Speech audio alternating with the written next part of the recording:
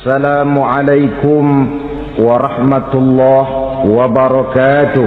Waalaikumsalam warahmatullahi wabarakatuh. Al-Quran menjelaskan pertama, may yattaqillaha yaj'al lahu makhraja. Barang siapa yang bertakwa kepada Allah Subhanahu wa taala, maka dia akan diberikan makhraja. Makhraja itu jalan keluar dari segala macam kesulitan. Jalan keluarnya ada saja. Menurut ukuran kemampuan dia tidak mungkin, mustahil, tidak bisa, mana mungkin. Tapi pada waktunya ada saja jalan keluarnya. Termasuk jenis yang yaj'al lahu makhraja. Orang yang bertakwa kepada Allah selalu diberikan jalan keluar dari segala kesulitan yang dihadapinya. Siapa sih orangnya yang tidak pernah sulit dalam hidup ini? Siapa orang yang tidak pernah mengalami kesulitan? Tapi kadang orang menilai, itu kelihatannya hidupnya enak aja ya, kayaknya gak pernah mengalami kesulitan. Sebenarnya bukan tidak pernah mengalami kesulitan, Allah selalu memberikan jalan keluar dari segala kesulitan yang dihadapinya. Lah kalau Allah yang memberikan jalan keluar, tentu sangat mudah sekali. Orang yang bertakwa diberikan jalan keluar dari segala macam kesulitan. Satu. Yang kedua, wa yarzuqhu min haitsu la yahtasib. Dia akan diberikan rezeki oleh Allah dengan jalan yang tidak disangka-sangka. Rezekinya datang dengan cara yang tidak disangka-sangka. Gajinya mungkin kecil, tapi penghasilannya gede. Kan itu yang penting.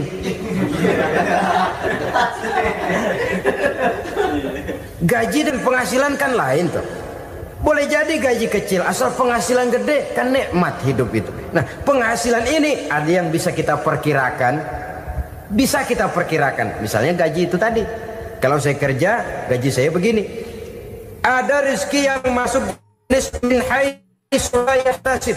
Tidak kita sangka-sangka, tidak kita duga-duga, tahu-tahu ada saja rezeki. Datang orang bawa persoalan yang mendatangkan hasil. Sebab rezeki, jodoh, maut memang seperti bayangan. Kita uber-uber dia lari, kita diem dia diem. Kan gemesin itu. Bayang-bayang itu begitu. Kita kejar, dia lari. Rezeki juga begitu. Kita diam, dia diam. Setengah mati yang namanya rezeki kita cari, kita uber, ngobek sampai ratusan bohong kita kerjain. Tapi memang belum waktunya, ya sulit untuk tembus. Tapi kadang-kadang giliran kita nongkrong di rumah, datang orang bawain rezeki.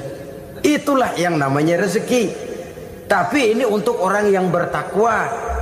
Kalau tidak punya kredibilitas takwa, jangan lalu pakai ayat ini. Diberikan Allah dengan rezeki dengan jalan yang tidak disangka. Kan ada ayatnya dah. Kita mah manteng aja di rumah dah. Ntar juga tuh rezeki datang. Ini fasilitas yang diberikan kepada orang yang wa may yattaqillah, bertakwa kepada Allah, yarzuqhu min haitsu la yahtasib, diberikan rezeki dengan cara yang tidak disangka-sangkanya. Maka kadar ketakwaan jangan membuat kita buruk sangka. Tuh orang ya nggak kemana-mana, duitnya ada aja. Kalau dia takwa, Allah berikan jalan keluar. Yang lantas ngelihat kiai orangnya ahli ibadah, ilmunya tinggi, akhlaknya luar biasa, takwanya tinggi, rezekinya lancar, lalu husnuzon nih kiai nggak kemana-mana, duitnya banyak, miara tuyul kali ini. Itu termasuk jaminan Allah yang masuk kategori min haitsu la yahtasib. Yang ketiga, yaj'al lahu min amrihi yusra. Dimudahkan segala urusannya. Dimudahkan segala urusannya. Kemudian yang keempat, yukaffir anhu sayyiatihi wa yu'azzim lahu ajra. Diampuni segala kesalahannya dan dibesarkan pahala kebaikan yang dikerjakannya. Maka mudah-mudahan puasa yang kita kerjakan mengantarkan kita kepada ketakwaan kepada Allah, dan takwa membuka janji Allah kepada kita di dalam kehidupan ini. Kenapa sih kita yakin Quran itu kitab suci? Pertama, ajarannya sesuai dengan fitrah manusia. Suatu kitab dinamakan suci kalau konsep ajarannya sesuai dengan fitrah. Contoh, ini laki-laki ini seneng nggak sama perempuan? Normal. Kalau nggak seneng saya ragu-ragu. Perempuan seneng nggak sama laki-laki?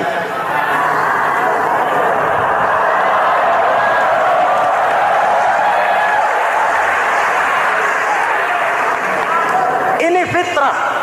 Laki-laki suka perempuan, perempuan suka laki-laki. Quran memahami itu. Hai laki-laki, kau senang dengan perempuan. Hai perempuan, kau suka dengan laki-laki.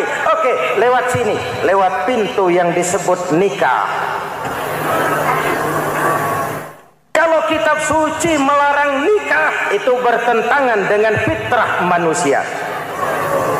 Maka dalam Quran, mulai dari umat sampai ulama dan segala profesi dianjurkan nikah. Kalau kiai tidak boleh nikah, saya pilih mengundurkan diri, Pak.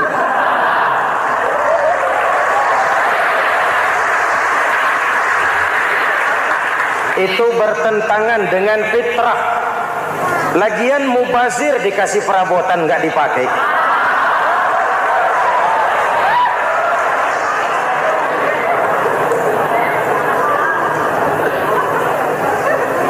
Fitrah. Contoh lagi, manusia perlu makan. Kalau ada kitab suci menyuruh puasa terus dari pagi sampai sore sampai malam sampai pagi lagi, eta teh kitab gelo.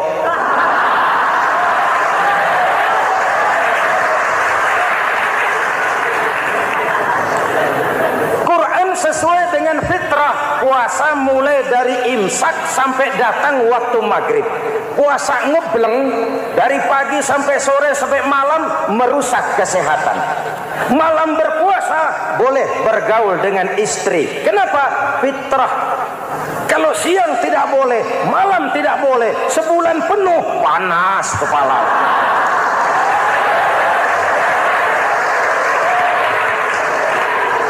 Rontok rambut. Hadirin yang saya hormati, itu yang pertama.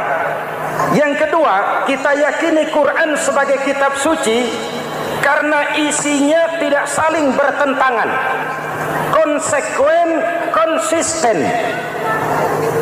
Kalau ada satu kitab, di satu ayat mengajarkan Tuhan Esa, di lain ayat mengajarkan tiga, liar itu mah. Kitab suci isinya paradoks. Bagaimana kitab suci isinya saling bertentangan? Di ayat manapun sekali Quran berkata Allah itu Esa, selamanya Esa. Isinya tidak saling bertentangan. Lalu yang ketiga, kita yakini Quran kitab suci karena dia bersih dari intervensi manusiawi. Sejak turunnya Al-Quran menantang, jikalau kamu ragu terhadap Quran yang kami turunkan kepada hamba kami Muhammad, kamu anggap itu cuma bikinan Muhammad. Kalau Muhammad bisa, kamu tentu bisa. Baik, bikin satu surah semacam Al-Quran. 14 abad yang lalu tantangan ini turun dan sampai malam ini belum terjawabkan. Pak, barangkali tidak ada yang mau coba. Banyak. Antara lain Musailamah Al-Kazzab. Dia mencoba membuat menandingi Al-Quran. Dia buat satu surah namanya surah Al-Fil. Bunyinya begini, bikinan Musailamah. Al-Fil wa mal-fil wa ma adraka mal-fil lahu khurtumun tawil wa lahu zail. Sudah berbentuk syair. Isinya apa? Al-Fil, gajah. Wa mal-fil, apakah gajah itu? Wa ma adraka mal fil, tahukah kamu apa itu gajah? Lahu khurtumun tawil, dia punya belalai panjang. Walahu zail, dan dia punya ekor. Enggak usah turun ayat begituan, orang tahu.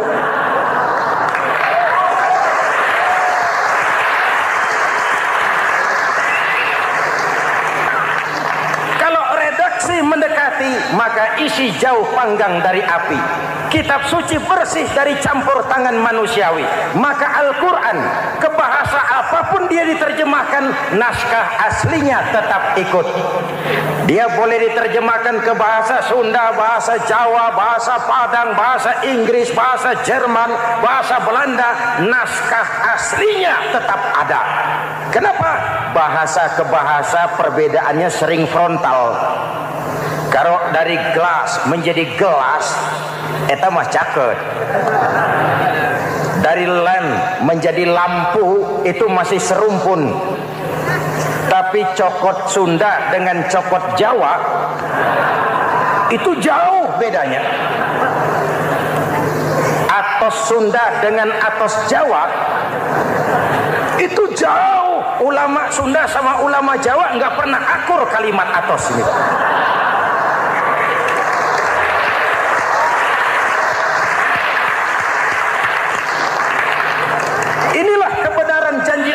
Inna nahnu nazzalna dzikra wa inna lahu lahafizun.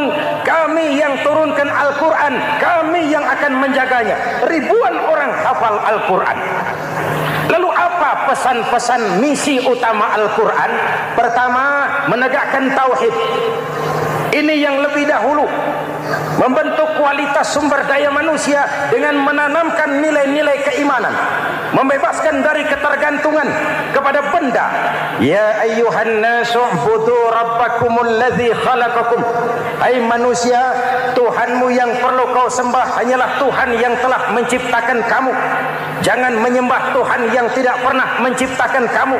Mengapa kau menyembah harta padahal dirimu lebih berharga dari harta? Kenapa kau menyembah pangkat dan jabatan padahal dirimu lebih berharga dari pangkat dan jabatan?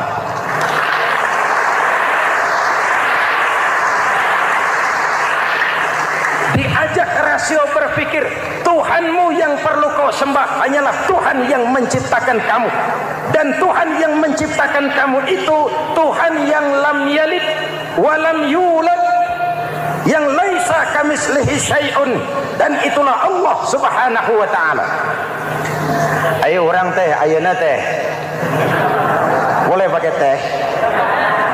Ayeuna teh, kita teh. Kalau kepada syirik jali, syirik yang terang-terangan, insya Allah tidak. Nyata-nyata menyembah berhala, tidak. Nyata-nyata menyembah pohon, tidak. Nyata-nyata berkeyakinan Tuhan lebih dari satu, tidak. Tapi kita sering terjebak pada syirik kecil, syirik khafi, syirik yang tersamar. Saya sejak pakai cincin ini, jangankan anak gadis, nenek-nenek ngelihat saya cincin. Jangankan anak gadis, nenek-nenek lihat saya lemes cincin. Ini saya sejak ada perkutut di rumah ini dagang lancar perkutut. Ini Ramadan, bulan penempaan nilai-nilai keimanan. Misi utama Quran menegakkan tauhid, mengurangi kemusyrikan, membebaskan manusia dari ketergantungan kepada benda. Dari situ kualitas sumber daya manusia dimulai. Saya sering ungkapkan selama ini sistem pendidikan kita cuma mengisi otak, bukan membentuk watak. Otak diisi segala macam ilmu, tapi hati kosong, agama rapuh, akhirnya moral rendah. Muncul manusia-manusia yang pintar, cuma sayang tidak benar. Indonesia kita bangkrut, Indonesia kita terpuruk, Indonesia kita sakit sekarang ini, kan ulahnya orang-orang yang pintar tapi tidak benar.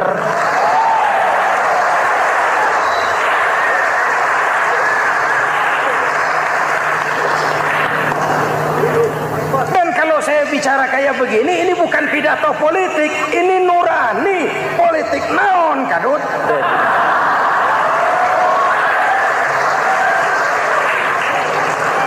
Ini nurani, ini tanggung jawab sebagai anak bangsa. Ibu bapak, saudara-saudara hadirin yang saya hormati, Rasul kalau masuk sepertiga yang akhir, sing-singkan lengan baju, hamparkan sajadah, lebih banyak di masjid daripada di rumah. Itu Rasul. Maka sepertiga yang akhir masjid makin ramai. Lihat Masjidil Haram. Lain dengan kita. Sepertiga yang akhir masjid mulai mengalami kemajuan. Safnya makin maju.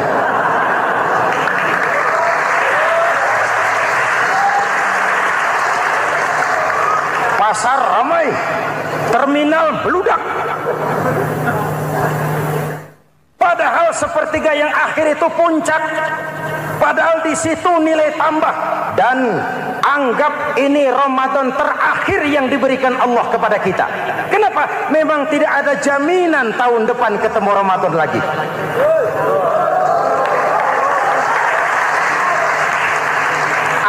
Ini Ramadan terakhir yang diberikan Allah kepada kita. Tidak ada jaminan tahun depan Ramadan akan ketemu lagi. Tidak ada jaminan. Manfaatkan peluang ini untuk melakukan pemutihan. Semua kita melakukan introspeksi. Tidak tahu kita Ramadan tahun depan nanti masih ketemu apa tidak. Sebagaimana kita tidak tahu kita masih hidup atau tidak. Hadirin yang saya hormati, misi kedua Al-Quran, persaudaraan, kebersamaan atas dasar keadilan dan kebenaran. Manusia bersuku-suku, ya. Manusia berbangsa-bangsa, memang itu diakui oleh Al-Quran. Inna khalaqnakum min dzakari wa untha wa ja'alnakum syu'uban wa qabaila. Kami ciptakan kamu dari laki-laki dan perempuan. Kami jadikan kamu bersuku-suku dan berbangsa-bangsa. Apa tujuannya? Agar kamu saling mengenal satu dengan yang lain. Persaudaraan, kebersamaan atas dasar keadilan dan kebenaran. Yang terlepas dari ras.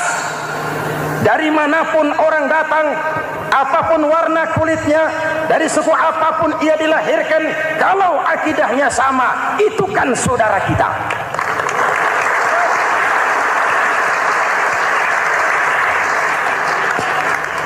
Seperti di masjid, kita tidak peduli dari mana kita datang. Yang datang dari kidul, madhab ngulon mang. Yang datang dari sebelah lor, madhab ngulon mang. Yang datang dari sebelah wetan, madhab kulon mang. Yang datang dari kulon, madhab ngulon. Bukan soal dari mana kau datang, tapi satu arah menghadapmu. Kau mau Betawi, mau Sunda, mau Jawa, mau Padang, mau Aceh, mau Batak, mau Ambon, kita satu nusa, satu bangsa, satu bahasa. Kita jadi lem perekat buat lingkungan kita di saat keutuhan kita sebagai bangsa sedang dalam ujian berat. Semangat kebersamaan atas dasar keadilan. Tidak ada mayoritas menekan minoritas. Umat Islam itu kalau besar dia mampu melindungi yang kecil. Kalau kecil dia bisa menjaga diri. Tiap solat Jumat khatib berpesan pada akhir khutbah kedua, innallaha ya'muru bil adli wal ihsan. Innallaha ya'muru bil adli wal ihsan. Allah memerintahkan kamu menegakkan keadilan dengan argumen, bukan dengan sentimen. Mengajak, bukan mengejek. Merangkul, tidak untuk tujuan memukul. Kalau sebagai bangsa kita utuh, kompak dan bersatu, saya yakin kita akan bisa mengatasi kesulitan-kesulitan sekarang ini.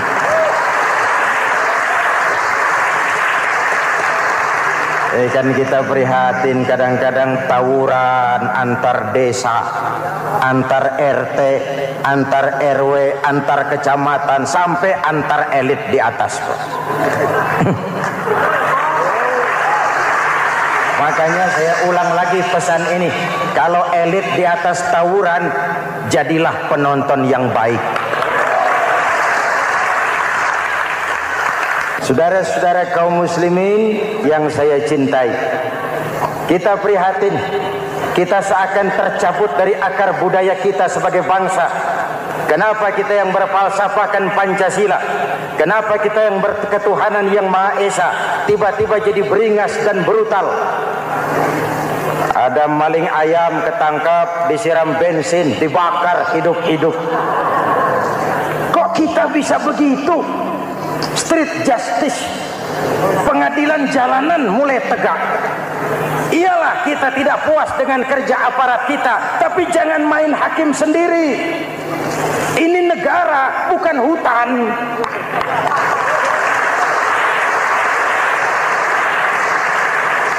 Jangan mencegah kemunkaran dengan menegakkan kemunkaran baru.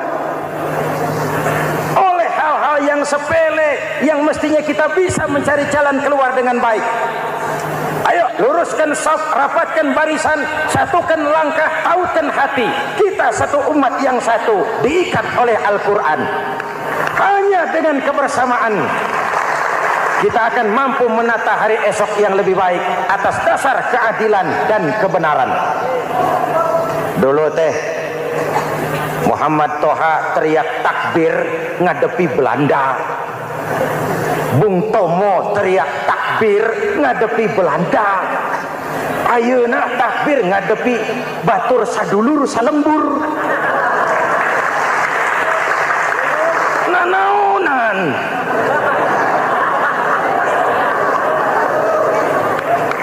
Bung Tomo teriak takbir, Muhammad Toha teriak takbir. Yang dihadapi jelas penjajah Belanda. Kita ngadepi saudara sendiri, Allahu Akbar. Yang sana teriak, Allahu Akbar. Setan tepuk tangan di tengah. Yuk kita rukun yuk. Kita kompak yuk. Kita bersatu yuk. Kita pulang yuk.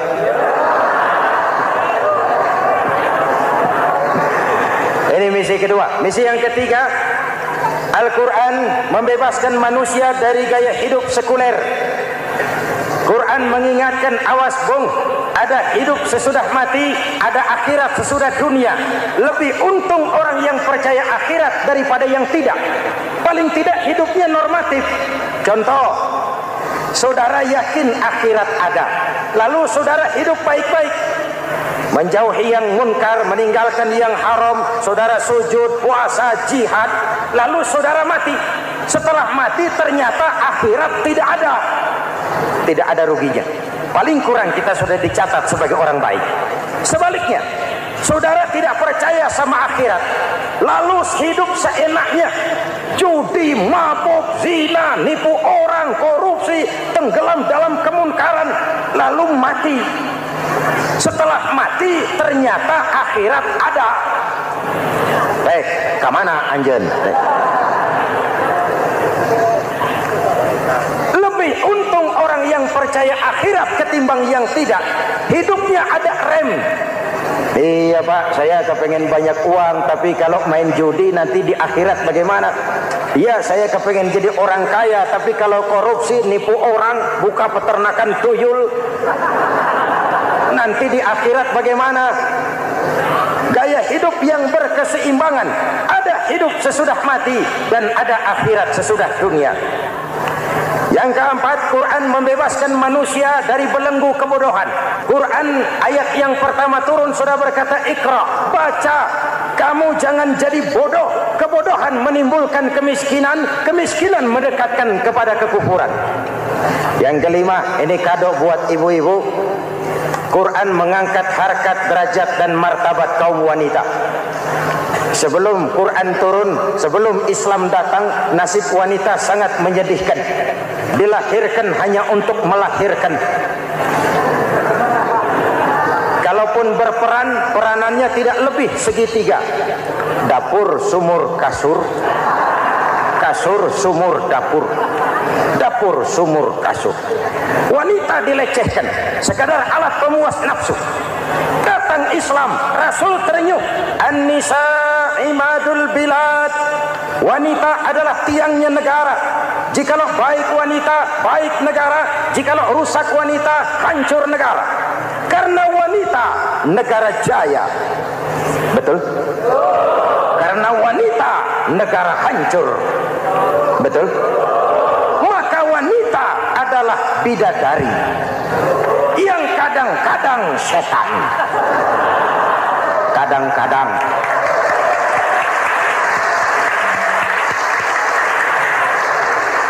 Ini yang hadir di sini bidadari semua. Ibu bapak, saudara-saudara hadirin yang saya hormati. Lalu bagaimana sikap kita terhadap Al-Quran? Quran sendiri menjelaskan, "Tsumma awrasnal kitaba allazina istafaina min ibadina." Kemudian kami wariskan kitab Al-Quran yang kami pilih buat hamba-hamba kami yang terpilih. Luar biasa.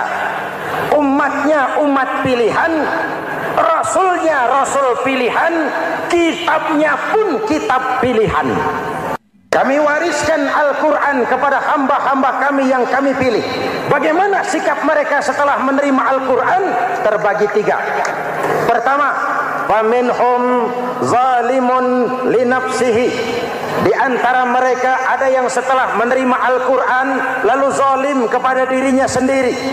Diterimanya Al-Quran dengan lidahnya, tapi ditolak dengan perbuatannya.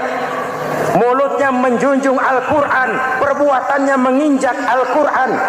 Quran bilang ke barat, dia pergi ke timur. Quran bilang ke selatan, dia berangkat ke utara. Quran bilang haram, dia terjang. Quran bilang halal, dia tidak mau. Orang seperti itu tidak zalim kepada Allah, tapi zalim kepada dirinya sendiri. Mudah-mudahan kita yang termasuk golongan ini. Amin. Yang kedua, wa minhum muqtasid. Di antara mereka ada yang menerima Quran 50-50. Separuh-separuh. Yang enak dilaksanakan, yang berat ditinggal. Padahal pada sisi lain Quran mengajarkan masuklah ke dalam Islam secara total. Kafah, jangan separuh-separuh. Ini watak munafik. Kalau dilihat Islam menguntungkan, rame-rame teriak Islam. Ketika diminta berjihad, diminta berkorban, diminta zakat, rame-rame mengundurkan diri. Saya bangkrut pak, saya miskin pak, saya pailit pak. Mental itu dalam awal-awal Baqarah dijelaskan. Kullama adha'a lahum masyaw fi wa idza adlama alaihim qamu. Kalau terang mereka berangkat, kalau gelap mereka mandek. Itu ciri orang munafik beragama. Kalau Islam menguntungkan, rame-rame teriak Islam. Ketika diminta berjihad, berkorban, berjuang, rame-rame mengundurkan diri. Muqtasid. Golongan yang ketiga, ini yang ideal. Wa minhum sabiqum bil khairati biiznillah. Di antara mereka ada yang setelah menerima Al-Quran lalu berlomba-lomba mengamalkannya, berlomba-lomba melaksanakannya.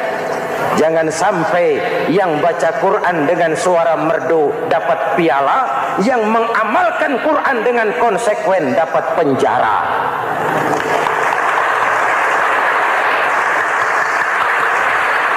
Itu ironi, itu menyedihkan, itu memilukan, dan itu memalukan. Pilihan terserah kita. Satu hadis Rasulullah mengajarkan begini: man ja'alal Qur'ana amamahu qadahu ilal jannah, wa man ja'alal Qur'ana khalfahu saqahu ilan nar. Siapa yang meletakkan Quran di depannya, dijadikannya Quran sebagai imam, Quran akan membimbing dia ke surga, surga dunia, lebih-lebih surga akhirat. Sebaliknya, siapa yang meletakkan Quran di belakang, dibelakanginya ajaran Quran, Quran akan mendorong dia ke neraka, neraka dunia, lebih-lebih neraka akhirat. Quran imam apa makmum? Kita makmum apa imam?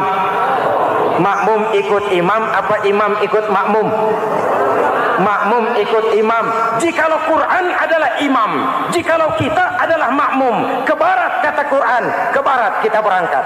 Ke timur kata Quran, ke timur kita menuju. Halal kata Quran, itu yang kita ambil.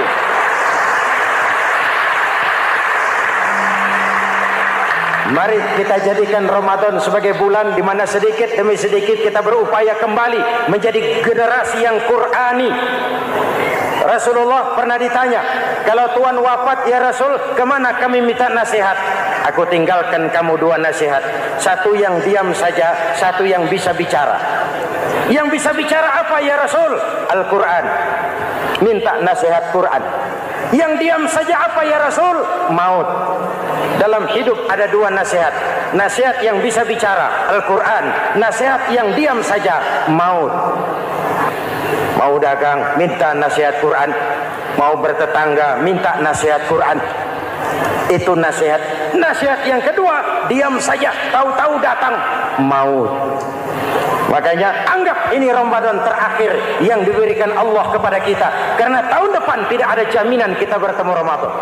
Manfaatkan 10 yang akhir untuk meningkatkan nilai ibadah kita kepada Allah Subhanahu wa taala. Pada pertemuan kali ini secara khusus kita akan membicarakan tentang puasa ini. Kita akan mulai dari yang pertama, puasa sunnah. Sebagaimana yang kita maklum, sunnah adalah satu perbuatan yang apabila kita kerjakan berpahala, tapi apabila kita tinggalkan tidak merupakan dosa. Hanya saja ia merupakan barometer dan ukuran daripada orang-orang yang cinta kepada sunnah itu sendiri. Ada banyak jenis puasa sunnah ini. Yang pertama, puasa sunnah di bulan Muharram. Rasulullah sallallahu alaihi wasallam bersabda, "Afdhalus siyami ba'da Ramadan syahrullahil Muharram, wa afdhalus salati ba'dal fardhah salatul lail." Diriwayatkan oleh Muslim dari Abi Hurairah. Puasa yang paling utama sesudah puasa Ramadan tidak lain adalah puasa di bulan Muharram. Dan solat yang paling afdol sesudah solat yang wajib adalah solat pada sepertiga malam yang akhir. Puasa di bulan Muharram merupakan puasa sunnah dan mempunyai nilai yang sangat besar dalam pandangan Allah Subhanahu wa ta'ala. Buat mereka yang mampu melaksanakan puasa sunnah di bulan Muharram ini, boleh melaksanakannya selama 10 hari.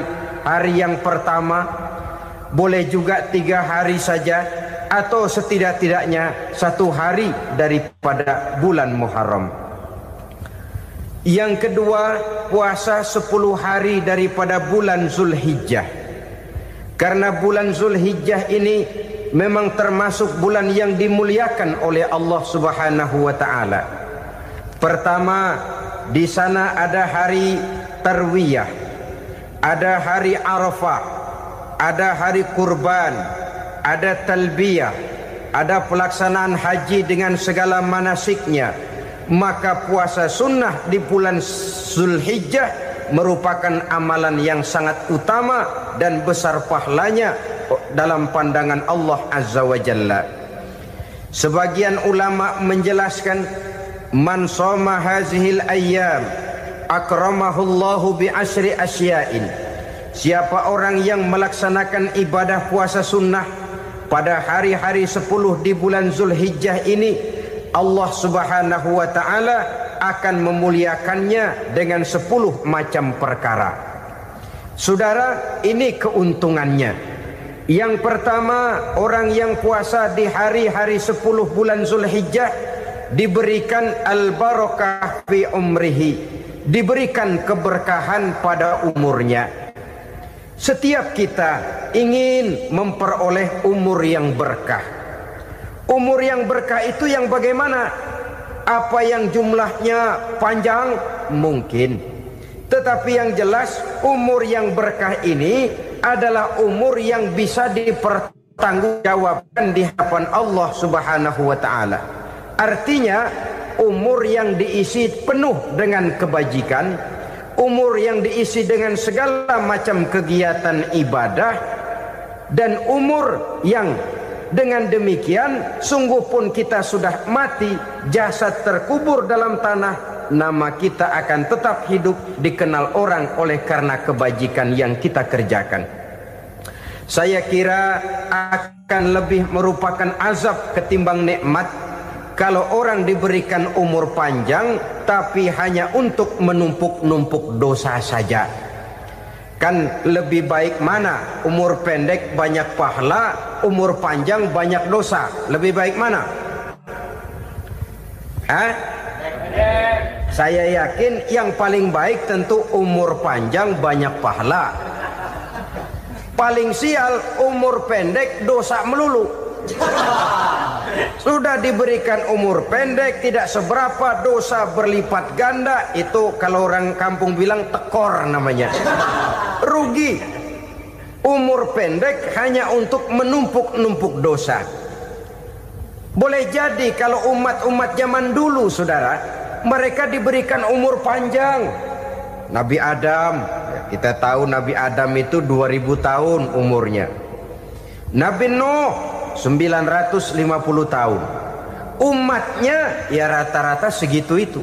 Nah, kalau mereka misalnya punya umur 800 tahun, lalu 200 tahun mereka melakukan dosa, kan masih punya restan 600 tahun untuk taubat.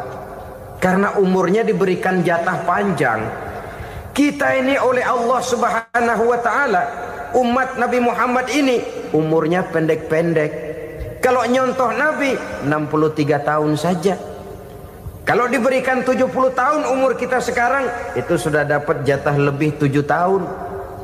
Alhamdulillah bahwa Allah memberikan saat-saat, waktu-waktu, tempat-tempat yang punya nilai istimewa, sehingga umur yang pendek ini bisa bernilai panjang, nilai ibadahnya bisa bernilai pahala seperti umat yang berumur panjang dahulu itu. Karena itu manfaatkan umur dengan baik, dan salah satu keberkahan daripada umur akan datang dengan melaksanakan ibadah puasa sunnah. Ini yang pertama.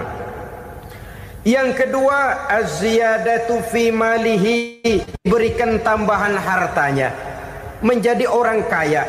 Kaya apa? Kaya hati setidak-tidaknya. Karena dengan tekun dan rajin melaksanakan ibadah puasa, yang segera tertanam dalam jiwa seseorang merasakan cukup di dalam kehidupan. Itulah dia orang yang paling kaya, orang yang hidupnya paling cukup. Kalau orang sudah merasa cukup dalam hidupnya, maka itulah dia orang yang kaya.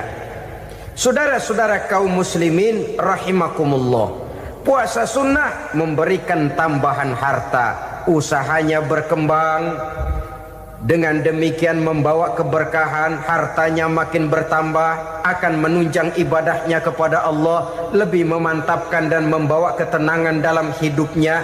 Itu termasuk berkahnya melaksanakan puasa sunnah itu. Yang ketiga, al-hifzu fi iyalihi, diberikan penjagaan, perlindungan terhadap keluarganya, anaknya sehat, sanak famili dan handai tolannya terjaga dan terpelihara dari segala malapetaka, dari segala mara bahaya, kesehatannya terjamin dan terpelihara. Itu sudah merupakan modal yang sangat besar di dalam kita mengarungi kehidupan. Sebab rasanya sulit untuk bahagia, duit kita banyak sekali, usaha kita selalu mendatangkan untung yang berlipat ganda. Tapi sebentar-sebentar anak kita sakit, yang ampek, yang korengan, yang kena musibah, ndak tak karu-karuan sakit, berobat sampai jutaan rupiah. Itu kan sudah tidak membawa kebahagiaan. Uang masuk yang begitu banyak jumlahnya, habis akhirnya untuk berobat saja. Sebenarnya hitung-hitung ya seri-seri juga. Usaha berhasil, duit banyak, habis untuk berobat. Lah sama juga saudara-saudara. Jadi dengan demikian, biar duit kita banyak, asal keluarga pada sehat saja, udah enak bener itu. Duit banyak, ekonomi cukup, keluarga sehat, nikmat rasanya menjalani kehidupan ini. Yang kiamat sudah duit kagak barang seperak, keluarga ampek semua. Kiamat sudah. Saudara hadirin yang saya hormati, jadi yang ketiga, Allah memberikan pemeliharaan terhadap keluarganya. Satu kali orang dipelihara Allah, tidak satu kekuatan pun yang bisa mencelakakan. Satu kali orang disengsarakan Allah, tidak satu tenaga pun yang mampu menyelamatkannya. Itulah sebabnya perlindungan Allah, pemeliharaan Allah terhadap diri dan keluarga sangat kita perlukan di dalam kehidupan ini. Dengan melaksanakan ibadah puasa, kita mendekatkan diri kepada Allah. Dengan dekat kepada Allah, maka Allah pun dekat kepada kita. Sehingga dalam hadis qudsi dikatakan, ta'arraf ilallahi firraha ya'rifka fi syiddah. Ingatlah kepada Allah di waktu kamu senang, agar Allah ingat kepada kamu di waktu kamu susah. Yang kita laksanakan kadang-kadang sebaliknya. Waktu susah kita ingat Allah, waktu senang kita lupa Allah. Akhirnya nanti pada waktu kita melarat, kebelangsak, susah dan sebagainya, pertolongan tidak akan datang kepada kita. Benar, ta'arraf ilallah firraha ya'rifka fi syiddah. Ingatlah kepada Allah di waktu kamu susah, ingatlah kepada Allah di waktu kamu senang, agar Allah ingat kepadamu di waktu kamu mendapat kesusahan. Umumnya watak manusia memang kalau sudah dapat susah, ingat kepada Allah. Waktu duduk, waktu berbaring, sambil tidur, dalam segala keadaan Allah disebutnya, Allah dimintakan pertolongannya. Tapi dikala dia berada pada posisi di atas angin, merasa senang, bahagia, Allah terlupakan. Saudara-saudara kaum muslimin, itu yang ketiga. Yang keempat, at-takfiru li sayyiatihi. Orang yang melaksanakan puasa sunnah itu diampuni segala dosa dan kesalahan yang telah dilakukannya. Dan yang kelima, at-tad'ifu li hasanatihi, diberikan balasan yang berlipat ganda dari segala kebaikan yang dikerjakannya. 1 berbalas 7, 7 bisa berbalas 10, 10 masih berbalas 100, masih ditambah dengan wallahu yudha'ifu liman yasha. Allah melipat gandakan pahala orang-orang yang dikehendakinya. Maka carilah satu kebaikan yang apabila kita kerjakan, dosa akan dihapus dan nilai pahalanya menjadi berlipat ganda. Satu kali kita bekerja, 2-3 pulau bisa kita raih dan kita jangkau. Yang keenam, orang yang melaksanakan puasa sunnah di bulan Zulhijjah, at-tashil li sakarati mautihi, diberikan kemudahan pada saat menghadapi sakaratul maut. Maut a mysterious problem. Dia adalah pintu yang setiap orang pasti akan memasukinya. Bahwa mati adalah mati, itu semua kita tahu. Tapi hakikat orang pada saat menghadapi mati itu kan berbeda-beda.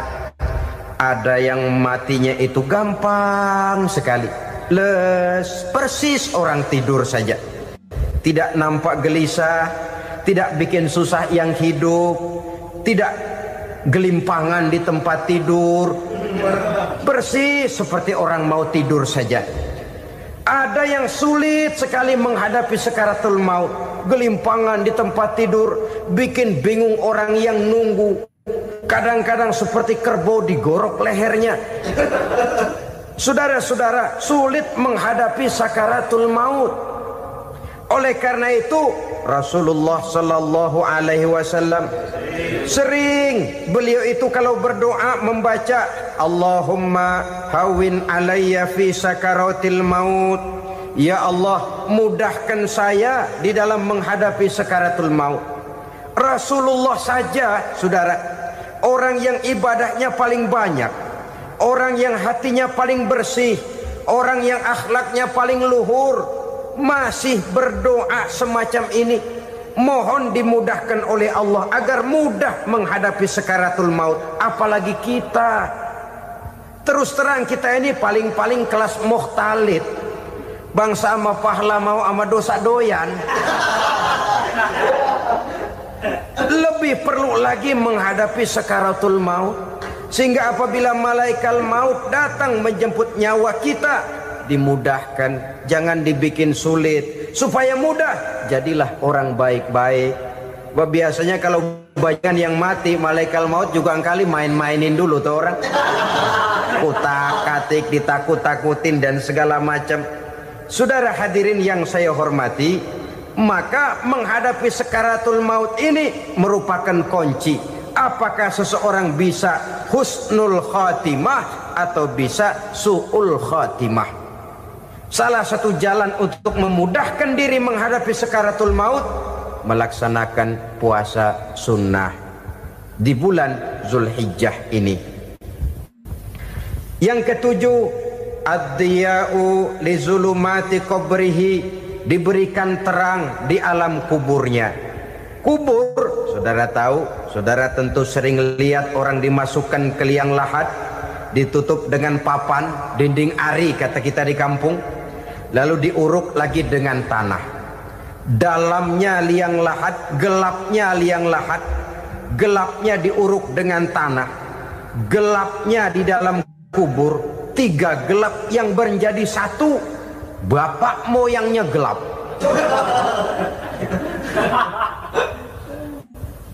Puasa sunnah ini merupakan terang di alam kubur kita nanti.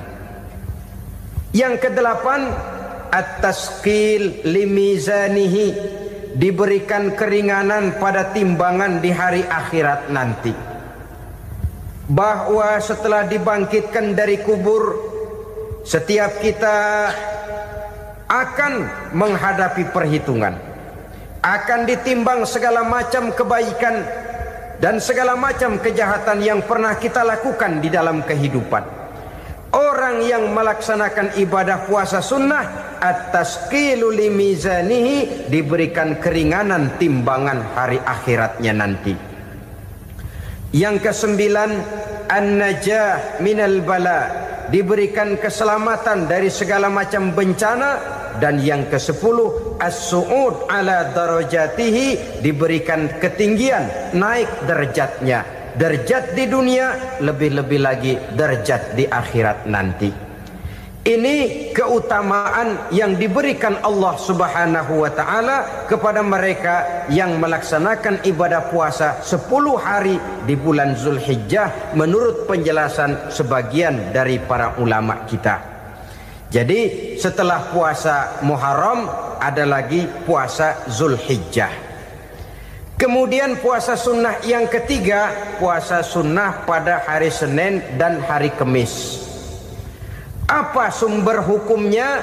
Diriwayatkan oleh Imam Muslim dari Abi Qatadah, Rasulullah sallallahu alaihi wasallam ditanya tentang puasa pada hari Senin. Kenapa Rasul melakukan itu?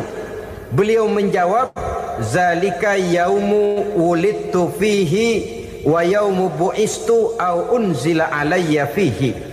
Hari Senin itu adalah hari di mana aku dilahirkan dan hari di mana aku dibangkitkan. Wahyu pertama turun kepadaku pun pada hari itu. Maka sunnah melaksanakan puasa pada hari itu. Adapun hari Kamis, ada hadis yang diriwayatkan oleh Imam Turmuzi dari Abi Hurairah, Nabi bersabda, tu'radul a'malu yaumul isnaini wal khamisi fa uhibbu ay yu'radu amali wa ana sha'im. Disetor amal setiap manusia pada hari Senin dan pada hari Kamis. Maka aku ingin, kata Nabi, agar pada saat amalku disetor itu aku sedang puasa. Jadi malaikat itu menurut riwayat ini mencatat dan menyetorkan catatan amalan seseorang pada hari Senin, hari Kamis. Tiap hari Senin amalan kita disetor oleh malaikat.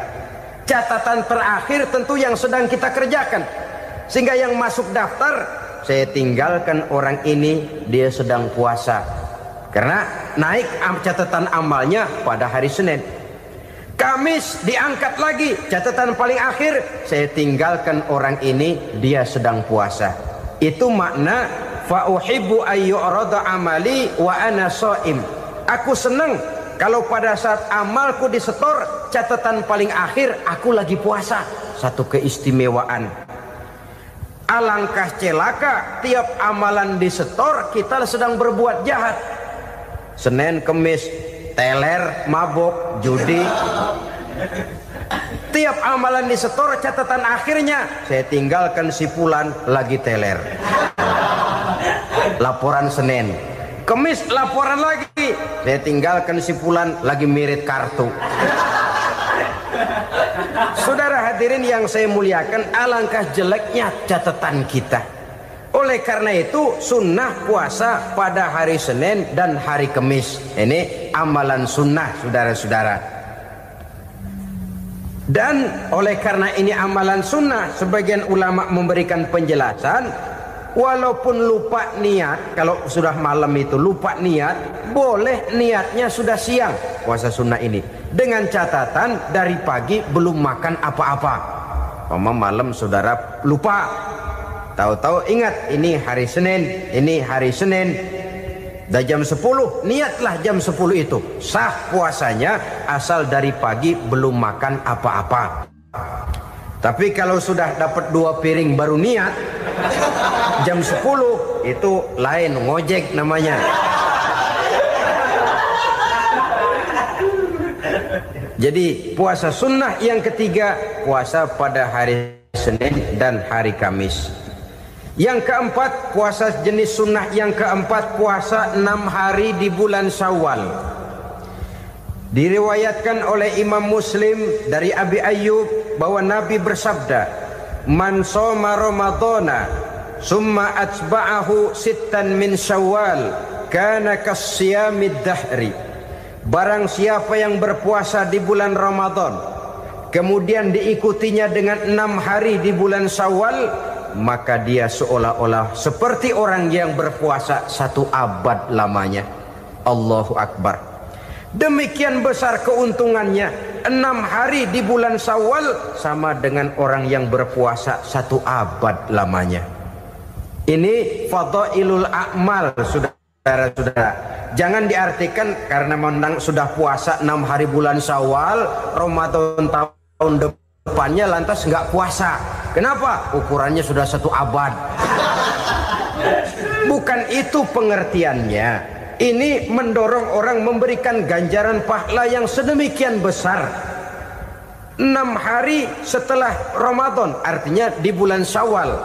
Tidak pada hari pertama Syawal, karena haram hukumnya berpuasa pada hari fitri itu. 6 hari di bulan Syawal. Tinggal lihat yang mampunya saja. Boleh berurutan, boleh tidak berselang-seling, boleh, asal saja jumlahnya 6 hari selama masih bulan Syawal itu. Hari ini 3 hari lagi, 4 hari lagi, diselang-seling atau berurutan, itu juga lebih baik. Puasa sunnah 6 hari daripada bulan Syawal. Kemudian yang kelima, puasa sunnah 3 hari pada setiap bulan. 3 hari pada setiap bulan. Diriwayatkan oleh Imam Bukhari dan Muslim dari Abi Hurairah. Abi Hurairah bercerita, "Ausani khalili sallallahu alaihi wasallam bisalasin." Kekasih saya Rasulullah berwasiat kepada saya, memesankan benar-benar kepada saya untuk melaksanakan 3 amalan yang terpuji. Pertama, siyamu salasati ayyamin min kulli syahrin. Puasa 3 hari dalam setiap bulan. Ini wasiat yang pertama. 3 hari pada setiap bulan. Tidak peduli bulan apa saja. Dalam artian ya bulan menurut perhitungan Islam ya. Muharram, Safar, Rabiul Awal, Rabiul Tsani, Jumadal Ula, Jumadil Akhir, Rajab, Sya'ban, Ramadan, Syawal, Zulqa'dah, Zulhijjah dan selanjutnya. 3 hari pada setiap bulan. Tanggalnya tanggal berapa saja. Lebih utama pada yang disebut Yaumul Bid, yaitu hari-hari di mana bulan menunjukkan purnama. Tanggal 13, tanggal 14, dan tanggal 15 pada setiap bulannya itu disunahkan melaksanakan puasa. Itu wasiat pertama, puasa 3 hari pada setiap bulan. Wasiat yang kedua, warok'atai duha, melaksanakan sholat duha sekurang-kurangnya 2 rakaat. Itu wasiat yang dipesankan benar kepada saya, kata Abi Hurairah. Pertama, puasa 3 hari pada setiap bulan. Yang kedua, usahakan jangan meninggalkan 2 rakaat minimal daripada sembahyang duha. Kita tahu sembahyang duha itu sembahyang sunnah di waktu pagi seketika matahari naik sepenggalahan. Sekurang-kurangnya 2 rakaat, sebanyak-banyaknya 8 rakaat. Di antara fadilah atau keutamaan daripada sholat duha ini yaitu menyangkut masalah rezeki dan usaha. Kemudian wasiat yang ketiga, wa an utira qabla an anama. Beliau sangat berwasiat kepada saya untuk sholat witir sebelum tidur. Artinya sholat malam sebagai amalan sunnah di dalam kehidupan kita. Jadi saudara-saudara, dalam hidup ini kita akan selalu berbentur dengan keperluan. Kalau pada satu saat kita sudah sampai kepada tahap berpikir ini keperluan saya, tentu hal-hal semacam ini akan kita kerjakan. Kita belum tergerak melaksanakan ini semua oleh karena barangkali kita merasa belum memerlukannya. Karena itu marilah kita berusaha di samping melaksanakan puasa yang wajib juga melaksanakan puasa yang sunnah di dalam kehidupan kita. Ini jenis puasa-puasa yang sunnah. Kemudian yang kedua, ada macam puasa yang disebut puasa nazar. Hukum pelaksanaannya wajib apabila nazarnya sudah terwujud. Puasa nazar, puasa yang dikaitkan dengan suatu persoalan. Umpamanya, kalau saya lulus ujian, saya akan puasa 1 minggu lamanya. Begitu ujiannya ternyata lulus, dia wajib bayar nazarnya. Puasa 7 hari, tidak lagi sunnah tapi wajib karena dia nazarkan. Asal saja tidak sah nazar kepada yang makruh apalagi kepada yang haram. Umpamanya nazar kalau tembus 6 nomor mau puasa 3 hari. Itu nazar semacam itu bukan saja tidak sah tapi haram hukumnya. Tidak boleh nazar kepada yang makruh apalagi kepada yang haram. Jadi apabila maksud yang sudah kita niatkan tercapai, wajiblah nazar itu dibayar, yaitu kalau nazarnya sunnah melaksanakan ibadah puasa. Al-Quran menjelaskan pertama, may yattaqillaha yaj'al lahu makhraja. Barang siapa yang bertakwa kepada Allah Subhanahu wa taala, maka dia akan diberikan makhraja. Makhraja itu jalan keluar dari segala macam kesulitan. Jalan keluarnya ada saja. Menurut ukuran kemampuan dia tidak mungkin, mustahil, tidak bisa, mana mungkin. Tapi pada waktunya ada saja jalan keluarnya. Termasuk jenis yang yaj'al lahu makhraja. Orang yang bertakwa kepada Allah selalu diberikan jalan keluar dari segala kesulitan yang dihadapinya. Siapa sih orangnya yang tidak pernah sulit dalam hidup ini? Siapa orang yang tidak pernah mengalami kesulitan? Tapi kadang orang menilai itu kelihatannya hidupnya enak aja ya, kayaknya nggak pernah mengalami kesulitan. Sebenarnya bukan tidak pernah mengalami kesulitan, Allah selalu memberikan jalan keluar dari segala kesulitan yang dihadapinya.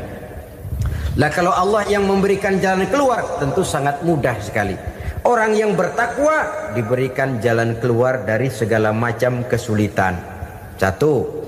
Yang kedua, wa yarzuqhu min haitsu la yahtasib. dia akan diberikan rezeki oleh Allah dengan jalan yang tidak disangka-sangka. Rezekinya datang dengan cara yang tidak disangka-sangka. Gajinya mungkin kecil tapi penghasilannya gede, kan itu yang penting. Gaji dan penghasilan kan lain tuh. Boleh jadi gaji kecil asal penghasilan gede, kan nikmat hidup itu. Nah, penghasilan ini ada yang bisa kita perkirakan. Bisa kita perkirakan. Misalnya gaji itu tadi. Kalau saya kerja, gaji saya begini. Ada rezeki yang masuk min haitsu la yahtasib. Tidak kita sangka-sangka, tidak kita duga-duga, tahu-tahu ada saja rezeki. Datang orang bawa persoalan yang mendatangkan hasil. Sebab rezeki, jodoh, maut memang seperti bayangan. Kita uber-uber dia lari, kita diem dia diem. Kan gemesin itu. Bayang-bayang itu begitu. Kita kejar, dia lari. Rezeki juga begitu. Kita diam, dia diam. Setengah mati yang namanya rezeki kita cari, kita uber, ngobek sampai ratusan bohong kita kerjain. Tapi memang belum waktunya, ya sulit untuk tembus. Tapi kadang-kadang giliran kita nongkrong di rumah, datang orang bawain rezeki. Itulah yang namanya rezeki. Tapi ini untuk orang yang bertakwa. Kalau tidak punya kredibilitas takwa, jangan lalu pakai ayat ini. Diberikan Allah dengan rezeki dengan jalan yang tidak disangka. Kan ada ayatnya dah. Kita mah manteng aja di rumah dah. Ntar juga tuh rezeki datang. Ini fasilitas yang diberikan kepada orang yang wa may yattaqillah, bertakwa kepada Allah, yarzuqhu min haitsu la yahtasib, diberikan rezeki dengan cara yang tidak disangka-sangkanya. Maka kadar ketakwaan jangan membuat kita buruk sangka. Tuh orang ya nggak kemana-mana, duitnya ada aja. Kalau dia takwa, Allah berikan jalan keluar. Yang lantas ngelihat kiai orangnya ahli ibadah, ilmunya tinggi, akhlaknya luar biasa, takwanya tinggi, rezekinya lancar, lalu husnuzon nih kiai nggak kemana-mana, duitnya banyak, miara tuyul kali ini. Itu termasuk jaminan Allah yang masuk kategori min haitsu la yahtasib. Yang ketiga, yaj'al lahu min amrihi yusra, dimudahkan segala urusannya. Dimudahkan segala urusannya. Kemudian yang keempat, yukaffir anhu sayyiatihi wa yu'azzim lahu ajra, diampuni segala kesalahannya dan dibesarkan pahala kebaikan yang dikerjakannya. Maka mudah-mudahan puasa yang kita kerjakan mengantarkan kita kepada ketakwaan kepada Allah, dan takwa membuka janji Allah kepada kita di dalam kehidupan ini. Kenapa sih kita yakin Quran itu kitab suci? Pertama, ajarannya sesuai dengan fitrah manusia. Suatu kitab dinamakan suci kalau konsep ajarannya sesuai dengan fitrah. Contoh, ini laki-laki ini seneng nggak sama perempuan? Normal. Kalau nggak seneng, saya ragu-ragu. Perempuan seneng nggak sama laki-laki?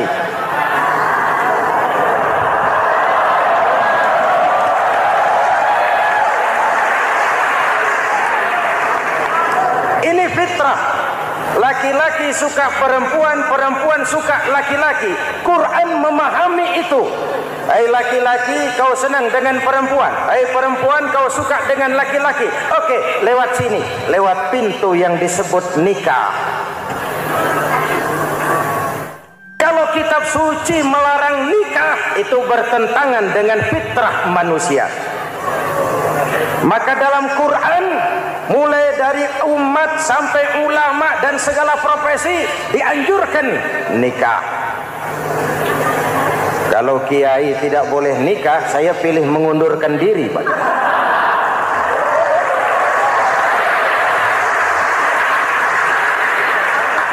Itu bertentangan dengan fitrah. Lagian mubazir dikasih perabotan nggak dipakai.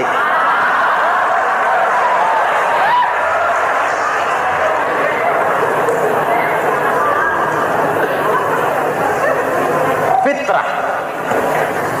Contoh lagi, manusia perlu makan. Kalau ada kitab suci menyuruh puasa terus dari pagi sampai sore, sampai malam, sampai pagi lagi, eta teh kitab gelo.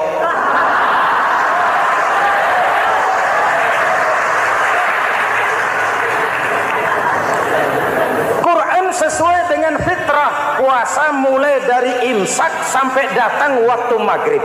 Puasa ngebleng dari pagi sampai sore sampai malam merusak kesehatan. Malam berpuasa boleh bergaul dengan istri. Kenapa? Fitrah. Kalau siang tidak boleh, malam tidak boleh, sebulan penuh panas kepala.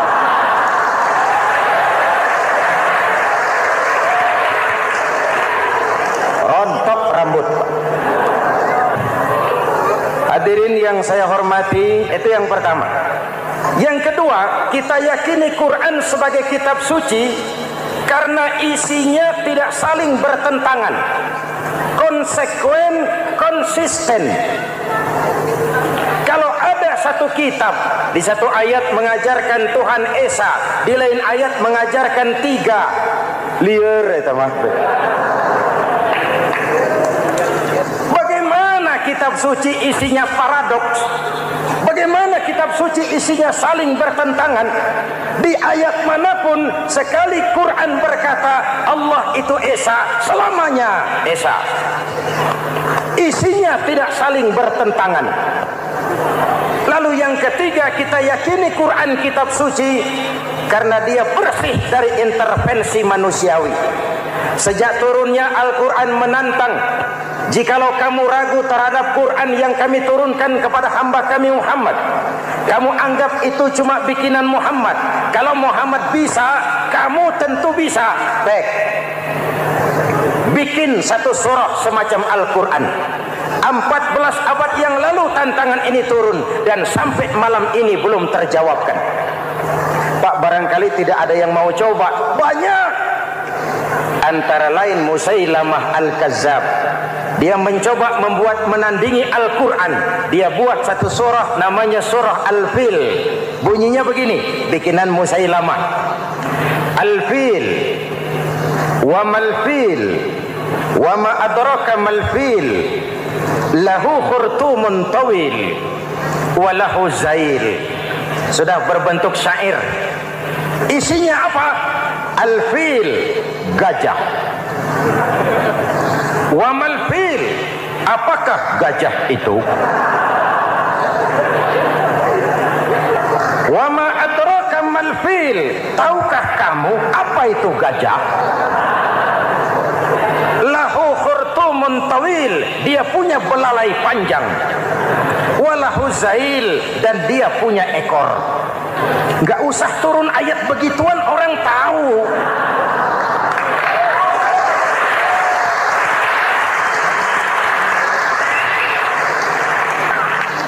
Kalau redaksi mendekati, maka isi jauh panggang dari api. Kitab suci bersih dari campur tangan manusiawi. Maka Al-Quran, ke bahasa apapun dia diterjemahkan, naskah aslinya tetap ikut. Dia boleh diterjemahkan ke bahasa Sunda, bahasa Jawa, bahasa Padang, bahasa Inggris, bahasa Jerman, bahasa Belanda, naskah aslinya tetap ada. Kenapa? Bahasa ke bahasa perbedaannya sering frontal. Kalau dari gelas menjadi gelas, eta mah caket. Dari lamp menjadi lampu, itu masih serumpun. Tapi cokot Sunda dengan cokot Jawa itu jauh bedanya. Atos Sunda dengan atos Jawa itu jauh. Ulama Sunda sama ulama Jawa nggak pernah akur kalimat atos ini.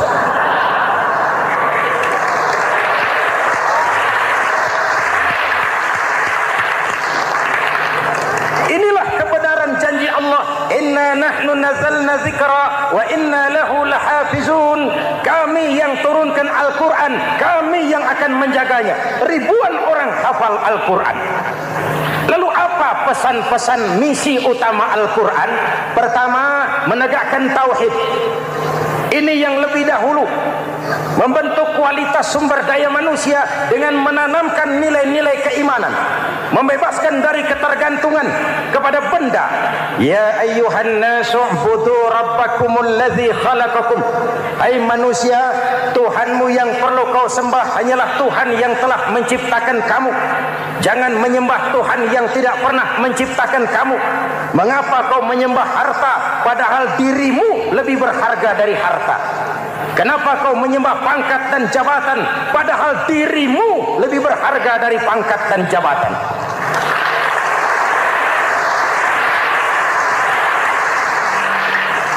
Diajak rasio berpikir, Tuhanmu yang perlu kau sembah hanyalah Tuhan yang menciptakan kamu. Dan Tuhan yang menciptakan kamu itu Tuhan yang lam yalid walam yulad, yang laisa kamislihi syai'un, dan itulah Allah Subhanahu wa taala. Ayo orang teh, ayeuna teh. Boleh pakai teh? Ayeuna teh, kita teh. Kalau kepada syirik jali, syirik yang terang-terangan, insya Allah tidak. Nyata-nyata menyembah berhala, tidak. Nyata-nyata menyembah pohon, tidak. Nyata-nyata berkeyakinan Tuhan lebih dari satu, tidak. Tapi kita sering terjebak pada syirik kecil, syirik khafi, syirik yang tersamar. Saya sejak pakai cincin ini, jangankan anak gadis, nenek-nenek ngelihat saya cincin. Jangankan anak gadis, nenek-nenek lihat saya lemes cincin. Ini saya sejak ada perkutut di rumah ini dagang lancar perkutut. Ini Ramadan, bulan penempaan nilai-nilai keimanan. Misi utama Quran menegakkan tauhid, memerangi kemusyrikan, membebaskan manusia dari ketergantungan kepada benda. Dari situ kualitas sumber daya manusia dimulai. Saya sering ungkapkan selama ini sistem pendidikan kita cuma mengisi otak, bukan membentuk watak. Otak diisi segala macam ilmu, tapi hati kosong, agama rapuh, akhirnya moral rendah. Muncul manusia-manusia yang pintar, cuma sayang tidak benar. Indonesia kita bangkrut, Indonesia kita terpuruk, Indonesia kita sakit sekarang ini, kan ulahnya orang-orang yang pintar tapi tidak benar.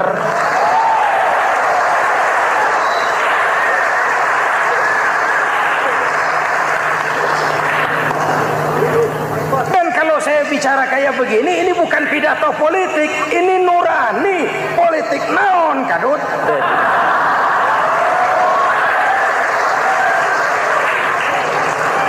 Ini nurani, ini tanggung jawab sebagai anak bangsa. Ibu bapak, saudara-saudara hadirin yang saya hormati, Rasul kalau masuk sepertiga yang akhir, sing-singkan lengan baju, hamparkan sajadah, lebih banyak di masjid daripada di rumah. Itu Rasul. Maka sepertiga yang akhir masjid makin ramai. Lihat Masjidil Haram. Lain dengan kita. Sepertiga yang akhir masjid mulai mengalami kemajuan. Safnya makin maju.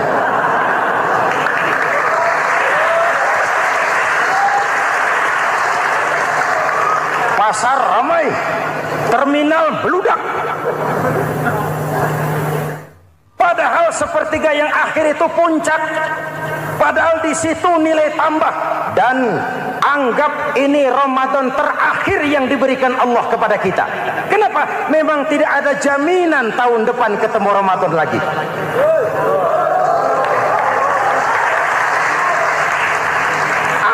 Ini Ramadan terakhir yang diberikan Allah kepada kita. Tidak ada jaminan tahun depan Ramadan akan ketemu lagi. Tidak ada jaminan. Manfaatkan peluang ini untuk melakukan pemutihan. Semua kita melakukan introspeksi. Tidak tahu kita Ramadan tahun depan nanti masih ketemu apa tidak. Sebagaimana kita tidak tahu kita masih hidup atau tidak. Hadirin yang saya hormati, Misi kedua Al-Quran, persaudaraan, kebersamaan atas dasar keadilan dan kebenaran. Manusia bersuku-suku, ya. Manusia berbangsa-bangsa, memang itu diakui oleh Al-Quran.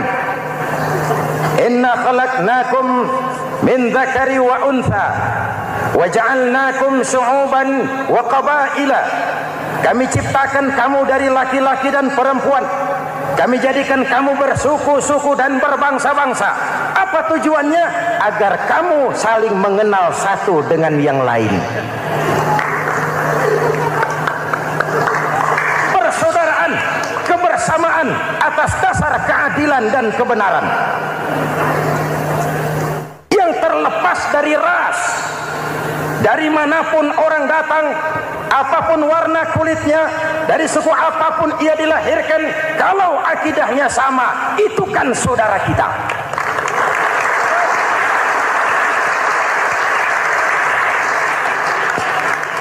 Seperti di masjid, kita tidak peduli dari mana kita datang.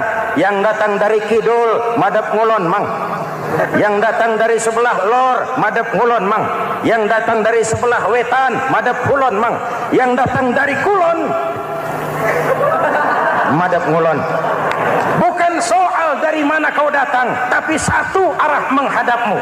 Kau mau Betawi, mau Sunda, mau Jawa, mau Padang, mau Aceh, mau Batak, mau Ambon, kita satu nusa, satu bangsa, satu bahasa.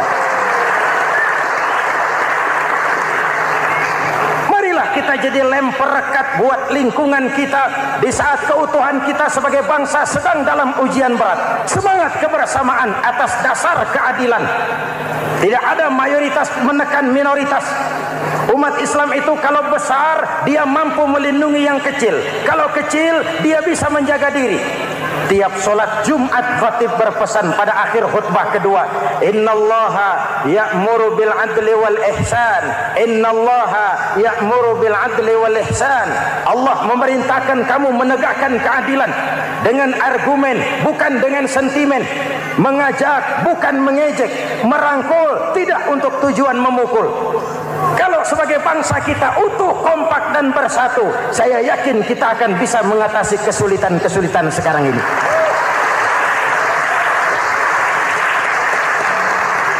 Kan kita prihatin kadang-kadang tawuran antar desa, antar RT, antar RW, antar kecamatan, sampai antar elit di atas. Makanya saya ulang lagi pesan ini. Kalau elit di atas tawuran, jadilah penonton yang baik. Saudara-saudara kaum muslimin yang saya cintai, kita prihatin, kita seakan tercabut dari akar budaya kita sebagai bangsa. Kenapa kita yang berfalsafahkan Pancasila, kenapa kita yang berketuhanan yang Maha Esa tiba-tiba jadi beringas dan brutal? Ada maling ayam ketangkap, disiram bensin, dibakar hidup-hidup. Kok kita bisa begitu? Street justice, pengadilan jalanan mulai tegak. Iyalah kita tidak puas dengan kerja aparat kita, tapi jangan main hakim sendiri. Ini negara, bukan hutan.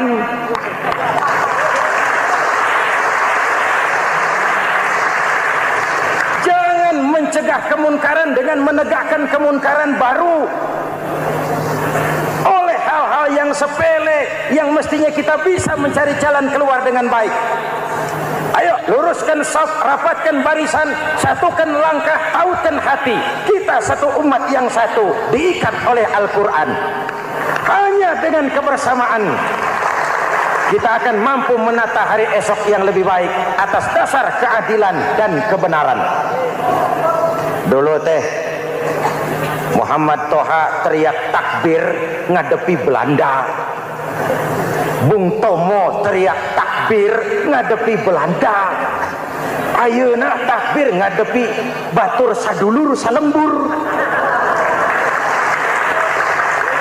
Nanaunan.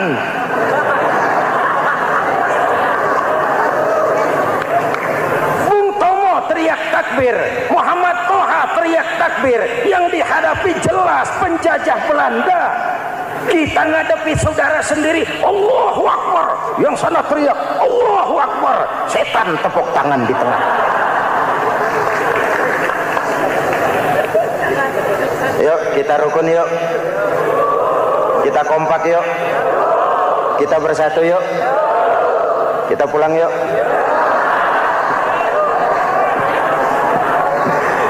Ini misi kedua. Misi yang ketiga, Al-Quran membebaskan manusia dari gaya hidup sekuler. Quran mengingatkan, awas bung, ada hidup sesudah mati, ada akhirat sesudah dunia. Lebih untung orang yang percaya akhirat daripada yang tidak. Paling tidak hidupnya normatif. Contoh, saudara yakin akhirat ada, lalu saudara hidup baik-baik, menjauhi yang munkar, meninggalkan yang haram, saudara sujud, puasa, jihad, lalu saudara mati. Setelah mati ternyata akhirat tidak ada. Tidak ada ruginya. Paling kurang kita sudah dicatat sebagai orang baik. Sebaliknya, saudara tidak percaya sama akhirat, lalu hidup seenaknya, judi, mabuk, zina, nipu orang, korupsi, tenggelam dalam kemunkaran, lalu mati. Setelah mati ternyata akhirat ada. Kemana anjen? Lebih untung orang yang percaya akhirat ketimbang yang tidak.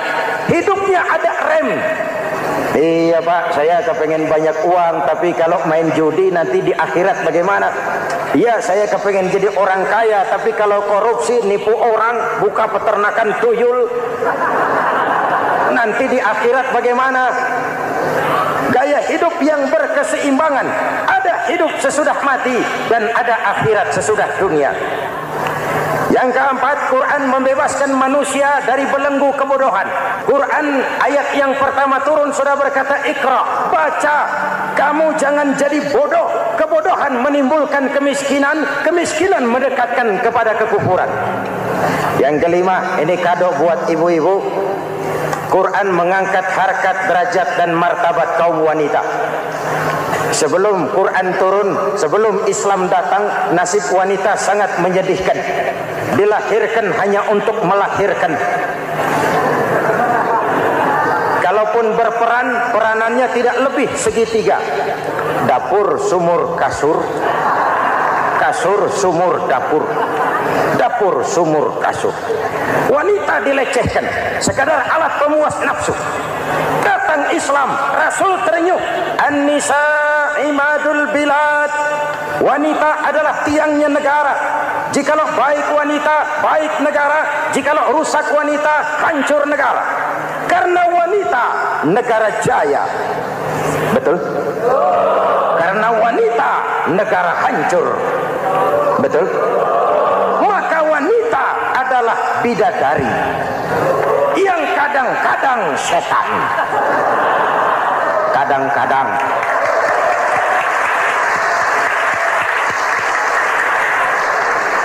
Anda yang hadir di sini bidadari semua. Ibu bapak, saudara-saudara hadirin yang saya hormati. Lalu bagaimana sikap kita terhadap Al-Quran? Quran sendiri menjelaskan, "Tsumma awrasnal kitaba allazina istafaina min ibadina." Kemudian kami wariskan kitab Al-Quran yang kami pilih buat hamba-hamba kami yang terpilih. Luar biasa. Umatnya umat pilihan, Rasulnya Rasul pilihan, kitabnya pun kitab pilihan. Kami wariskan Al-Quran kepada hamba-hamba kami yang kami pilih. Bagaimana sikap mereka setelah menerima Al-Quran? Terbagi tiga. Pertama, faminhum zalimun linafsihi. Di antara mereka ada yang setelah menerima Al-Quran lalu zalim kepada dirinya sendiri. Diterimanya Al-Quran dengan lidahnya, tapi ditolak dengan perbuatannya. Mulutnya menjunjung Al-Quran, perbuatannya menginjak Al-Quran. Quran bilang ke barat, dia pergi ke timur. Quran bilang ke selatan, dia berangkat ke utara. Quran bilang haram, dia terjang. Quran bilang halal, dia tidak mau. Orang seperti itu tidak zalim kepada Allah, tapi zalim kepada dirinya sendiri.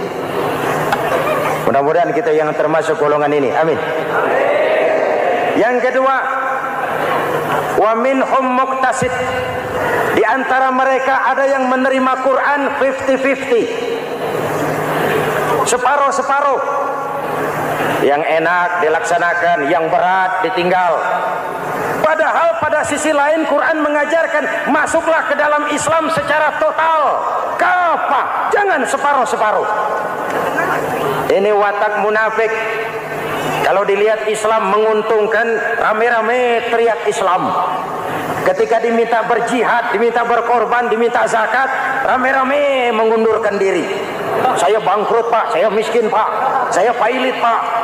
Mental itu dalam awal-awal Baqarah dijelaskan. Kullama adha'a lahum masyaw fi wa idza adlama alaihim qamu.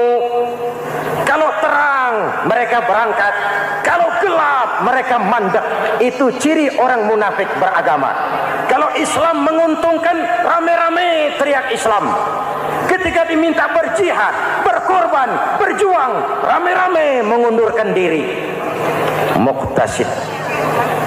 Golongan yang ketiga, ini yang ideal. Wa minhum sabiqum bil khairati biiznillah. Di antara mereka ada yang setelah menerima Al-Quran lalu berlomba-lomba mengamalkannya, berlomba-lomba melaksanakannya. Jangan sampai yang baca Quran dengan suara merdu dapat piala, yang mengamalkan Quran dengan konsekuen dapat penjara.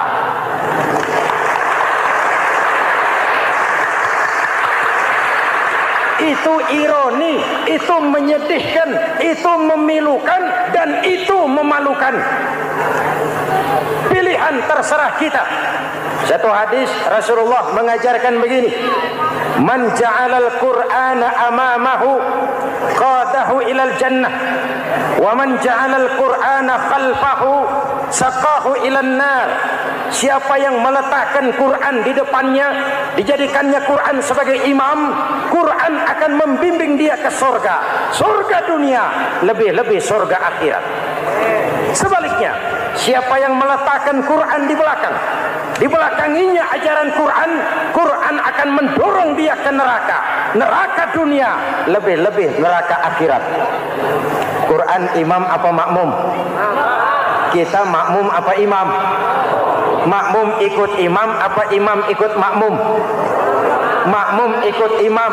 Jikalau Quran adalah imam, jikalau kita adalah makmum. Ke barat kata Quran, ke barat kita berangkat.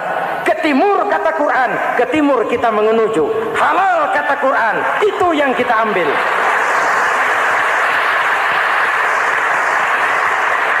Mari kita jadikan Ramadan sebagai bulan di mana sedikit demi sedikit kita berupaya kembali menjadi generasi yang Qurani.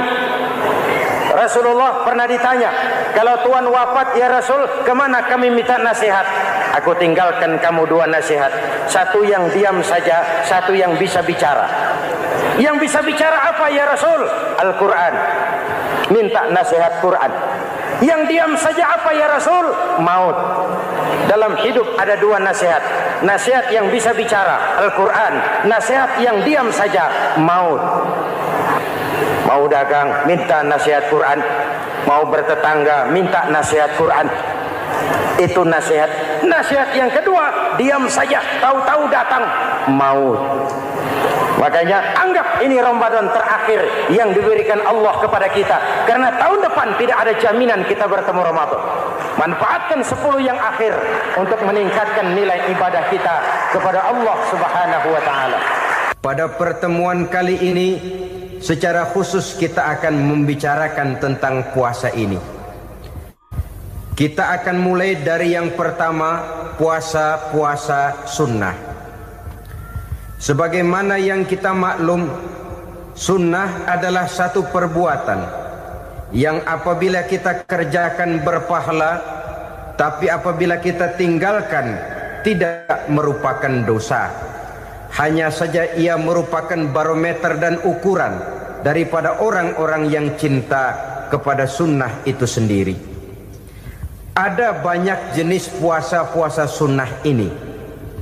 Yang pertama, puasa sunnah di bulan Muharram.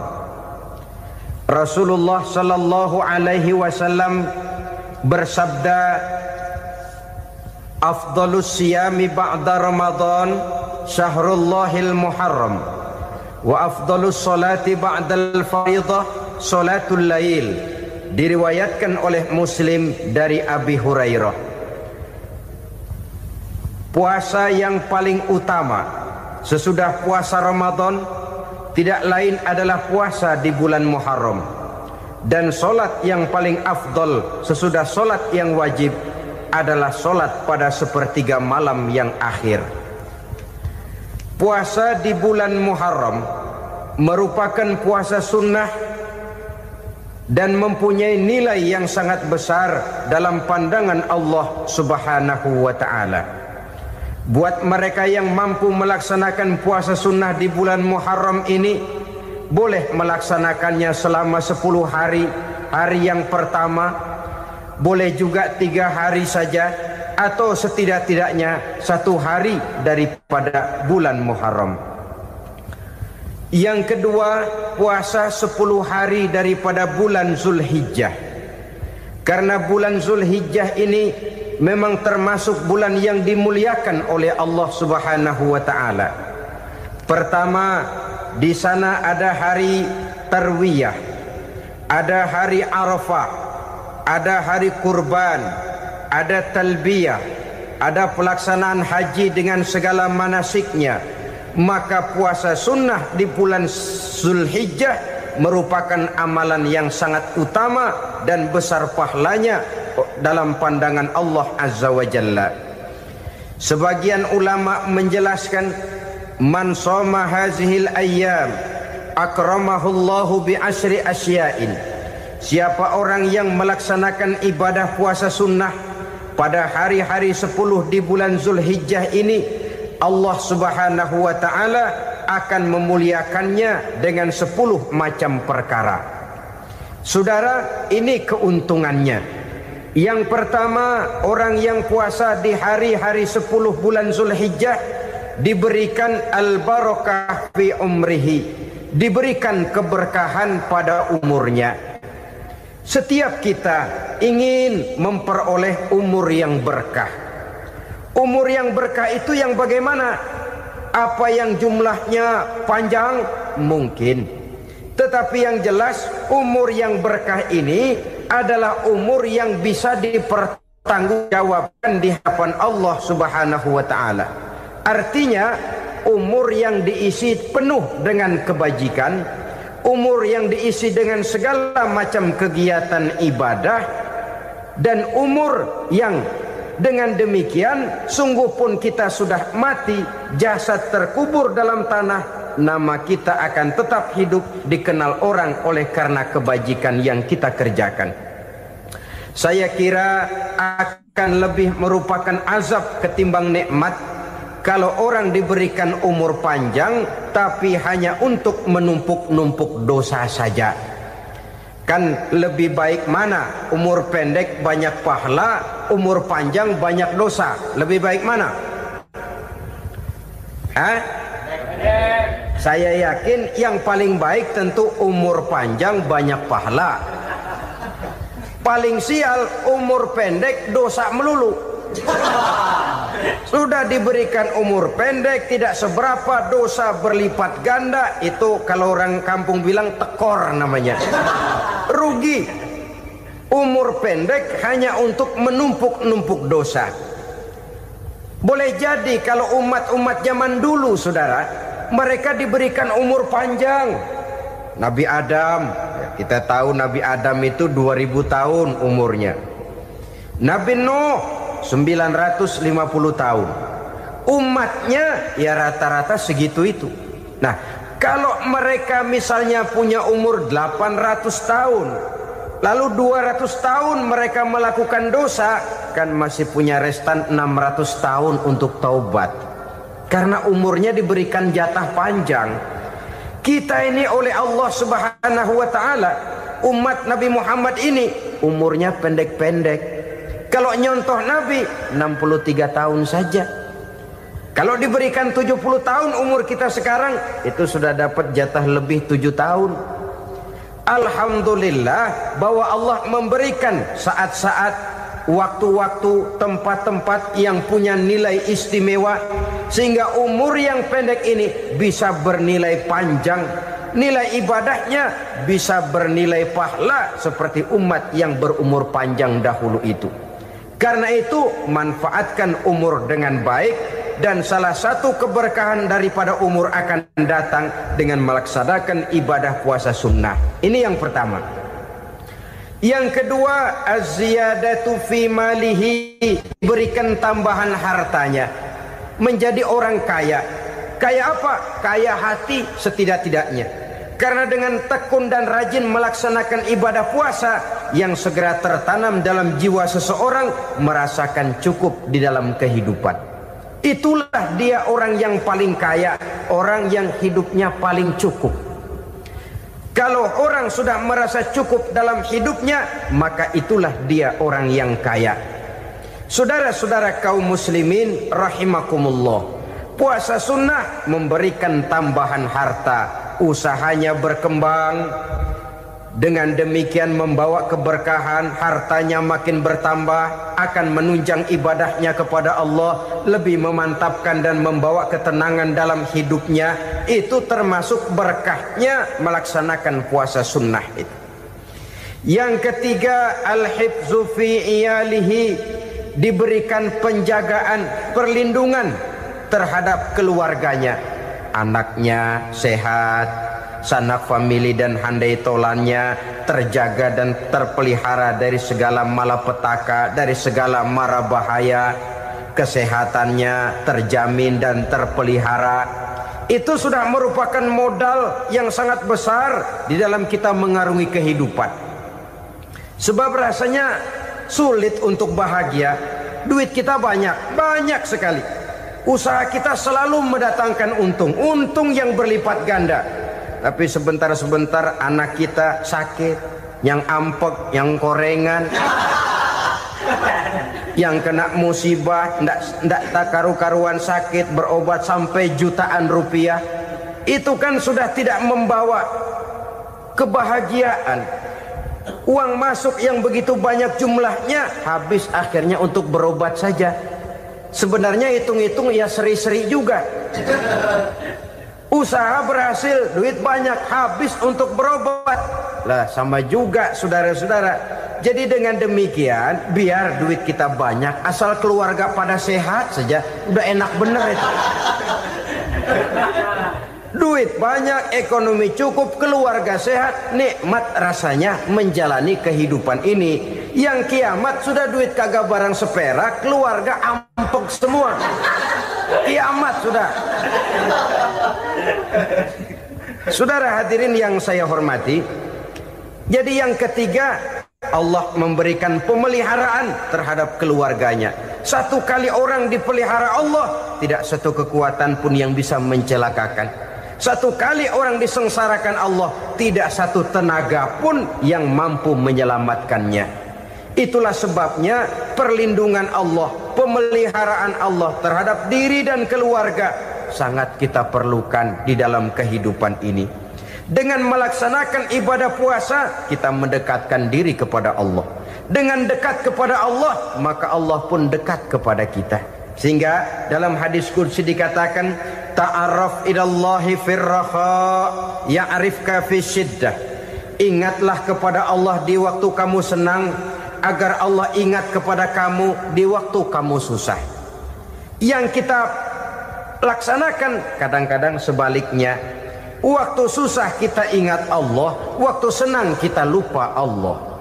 Akhirnya nanti pada waktu kita melarat, kebelangsak, susah dan sebagainya, pertolongan tidak akan datang kepada kita.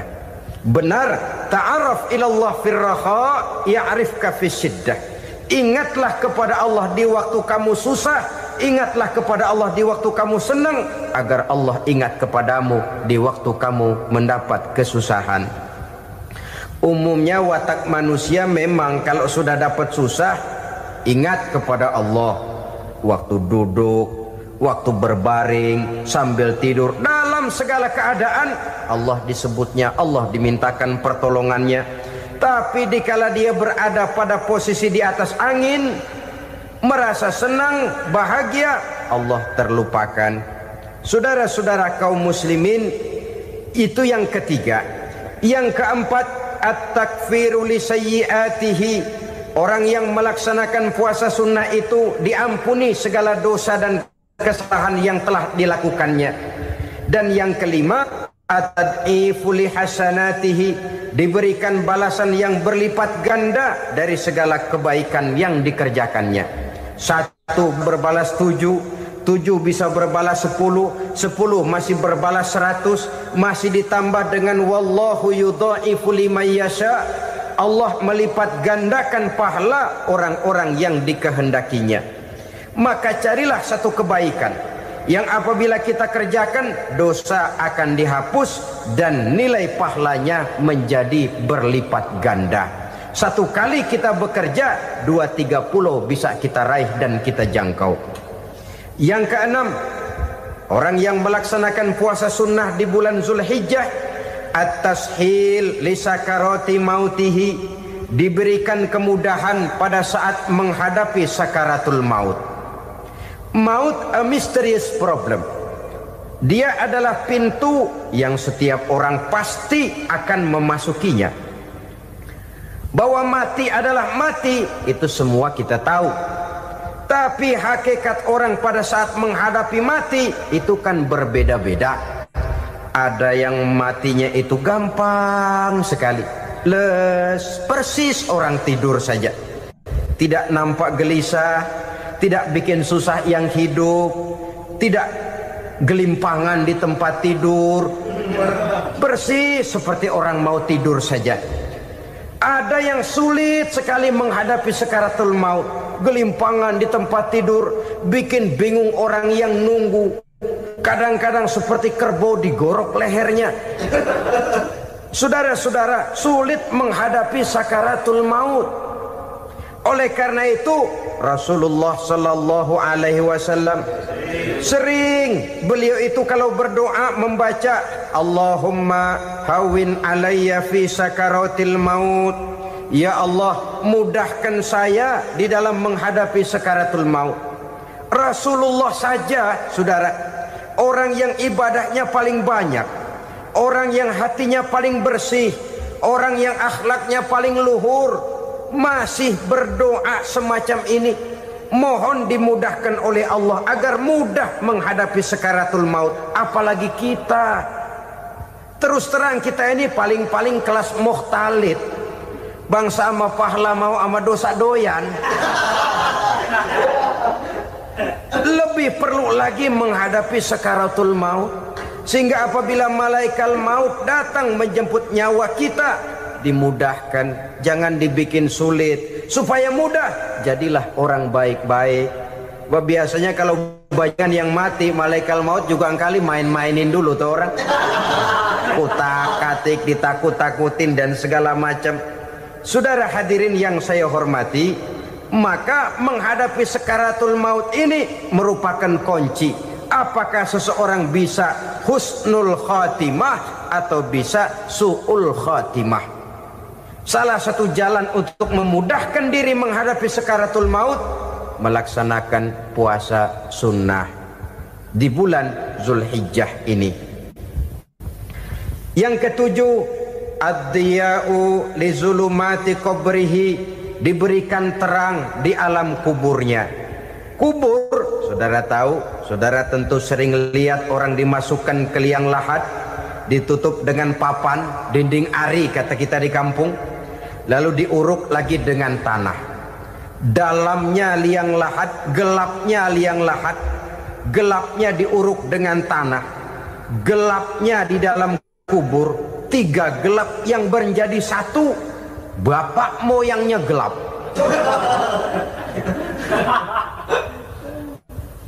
Puasa sunnah ini merupakan terang di alam kubur kita nanti. Yang kedelapan, at-tasqil limizanihi, diberikan keringanan pada timbangan di hari akhirat nanti. Bahwa setelah dibangkitkan dari kubur, setiap kita akan menghadapi perhitungan, akan ditimbang segala macam kebaikan dan segala macam kejahatan yang pernah kita lakukan di dalam kehidupan. Orang yang melaksanakan ibadah puasa sunnah at-tasqilu li mizanihi, diberikan keringanan timbangan hari akhiratnya nanti. Yang kesembilan, an-najah minal bala, diberikan keselamatan dari segala macam bencana. Dan yang ke-10, as-su'ud ala darajatihi, diberikan ketinggian, naik derajatnya, derajat di dunia, lebih-lebih lagi derajat di akhirat nanti.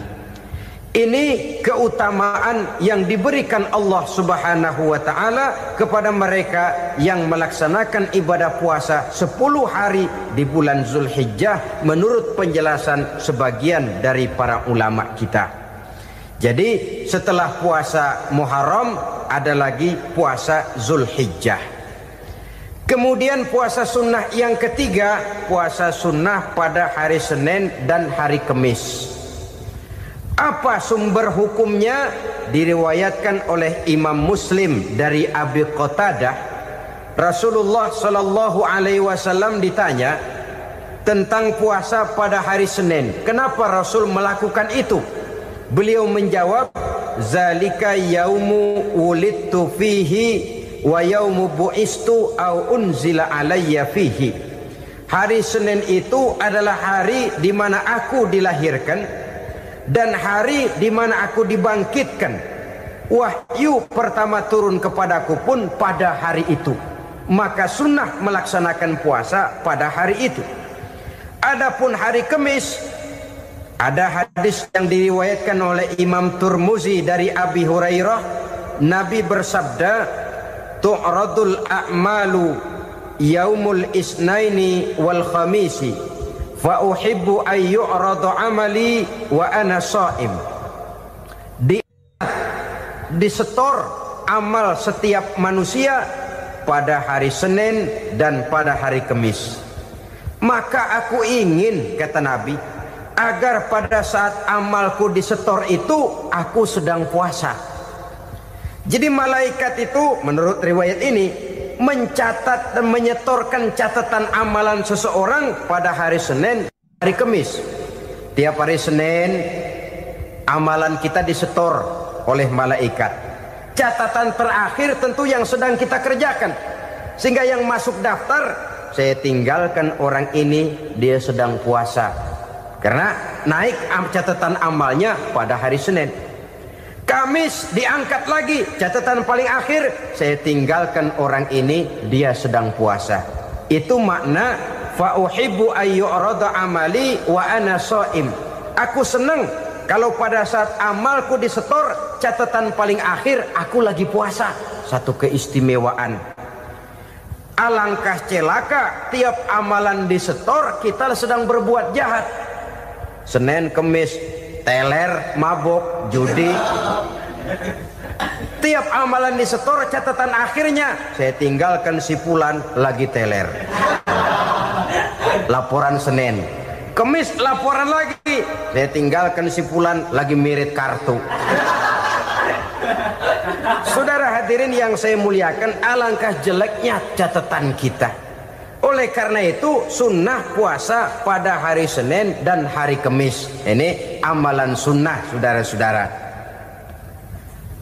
Dan oleh karena ini amalan sunnah, sebagian ulama memberikan penjelasan, walaupun lupa niat, kalau sudah malam itu lupa niat, boleh niatnya sudah siang puasa sunnah ini, dengan catatan dari pagi belum makan apa-apa. Malam saudara lupa, tahu-tahu ingat ini hari Senin, ini hari Senin, dah jam 10, niatlah jam 10 itu, sah puasanya asal dari pagi belum makan apa-apa. Tapi kalau sudah dapat 2 piring baru niat, jam 10 itu lain, ngojek namanya.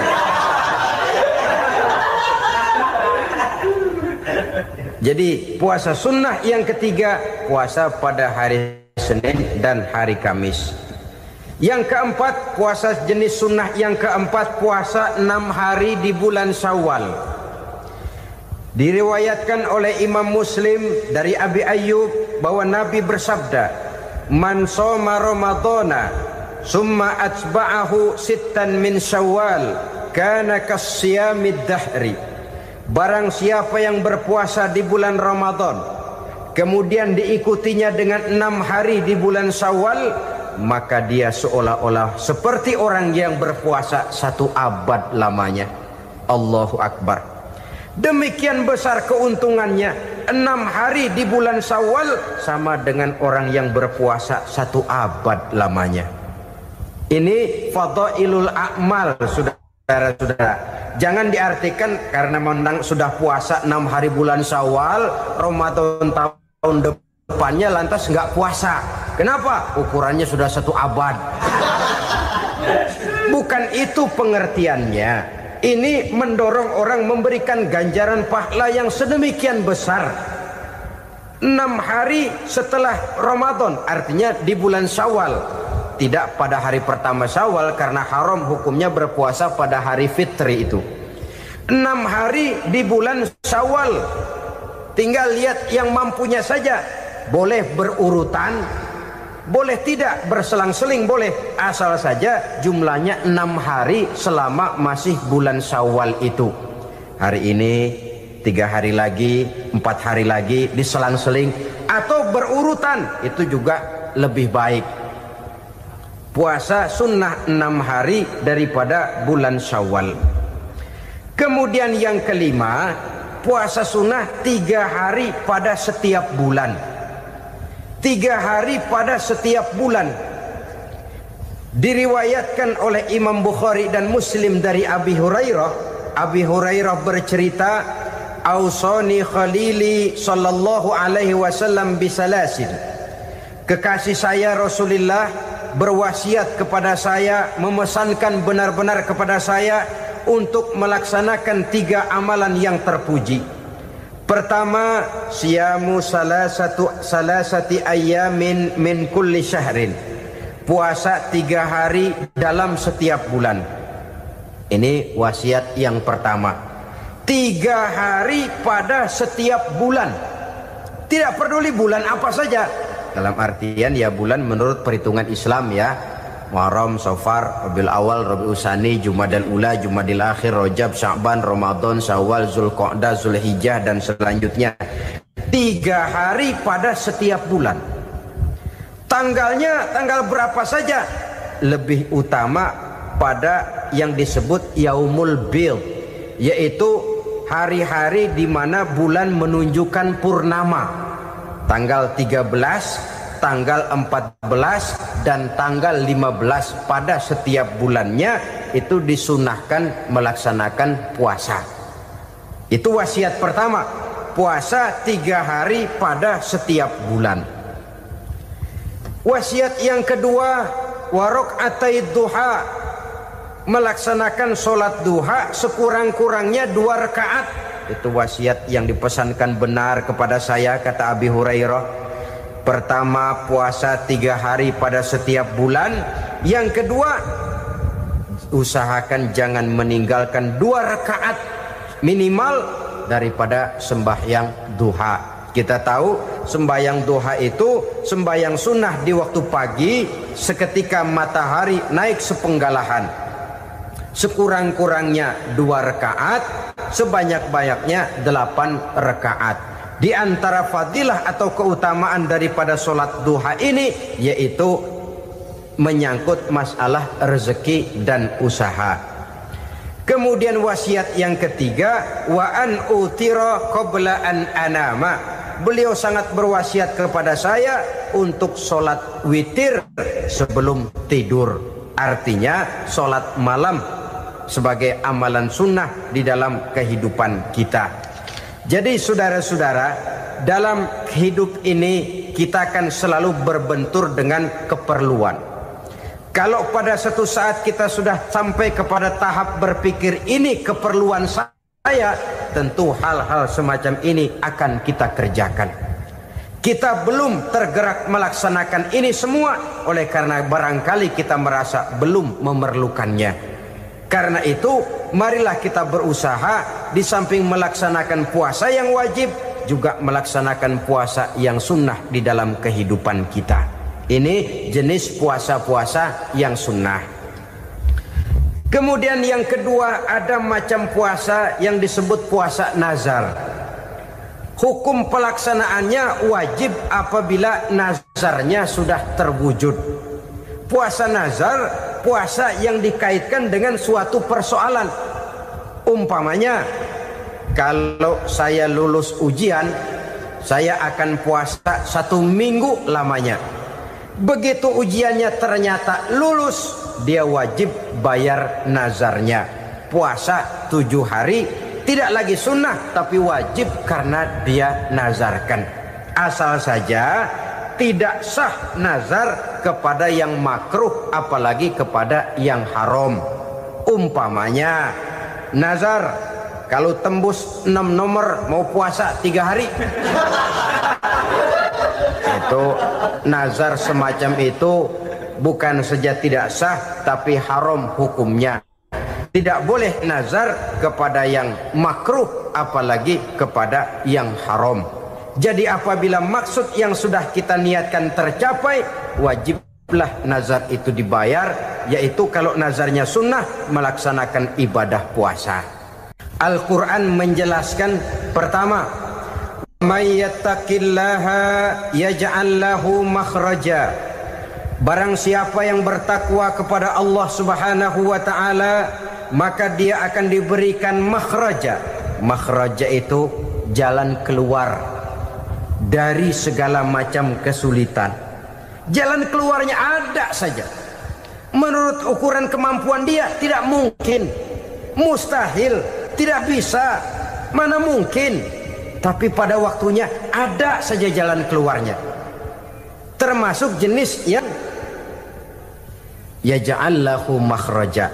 Orang yang bertakwa kepada Allah selalu diberikan jalan keluar dari segala kesulitan yang dihadapinya. Siapa sih orangnya yang tidak pernah sulit dalam hidup ini? Siapa orang yang tidak pernah mengalami kesulitan? Tapi kadang orang menilai, itu kelihatannya hidupnya enak aja ya, kayaknya gak pernah mengalami kesulitan. Sebenarnya bukan tidak pernah mengalami kesulitan, Allah selalu memberikan jalan keluar dari segala kesulitan yang dihadapinya. Lah kalau Allah yang memberikan jalan keluar, tentu sangat mudah sekali. Orang yang bertakwa diberikan jalan keluar dari segala macam kesulitan. Satu. Yang kedua, wa yarzuqhu min haitsu la yahtasib. Dia akan diberikan rezeki oleh Allah dengan jalan yang tidak disangka-sangka. Rezekinya datang dengan cara yang tidak disangka-sangka. Gajinya mungkin kecil tapi penghasilannya gede, kan itu yang penting. Gaji dan penghasilan kan lain tuh. Boleh jadi gaji kecil asal penghasilan gede, kan nikmat hidup itu. Nah, penghasilan ini ada yang bisa kita perkirakan. Bisa kita perkirakan. Misalnya gaji itu tadi. Kalau saya kerja, gaji saya begini. Ada rezeki yang masuk min haitsu la yahtasib. Tidak kita sangka-sangka, tidak kita duga-duga, tahu-tahu ada saja rezeki. Datang orang bawa persoalan yang mendatangkan hasil. Sebab rezeki, jodoh, maut memang seperti bayangan. Kita uber-uber dia lari, kita diem dia diem. Kan gemesin itu. Bayang-bayang itu begitu. Kita kejar, dia lari. Rezeki juga begitu. Kita diam, dia diam. Setengah mati yang namanya rezeki kita cari, kita uber, ngobek sampai ratusan bohong kita kerjain. Tapi memang belum waktunya, ya sulit untuk tembus. Tapi kadang-kadang giliran kita nongkrong di rumah, datang orang bawain rezeki. Itulah yang namanya rezeki. Tapi ini untuk orang yang bertakwa. Kalau tidak punya kredibilitas takwa, jangan lalu pakai ayat ini. Diberikan Allah dengan rezeki dengan jalan yang tidak disangka. Kan ada ayatnya dah. Kita mah manteng aja di rumah dah. Ntar juga tuh rezeki datang. Ini fasilitas yang diberikan kepada orang yang wa may yattaqillah, bertakwa kepada Allah, yarzuqhu min haitsu la yahtasib, diberikan rezeki dengan cara yang tidak disangka-sangkanya. Maka kadar ketakwaan jangan membuat kita buruk sangka. Tuh orang ya nggak kemana-mana, duitnya ada aja.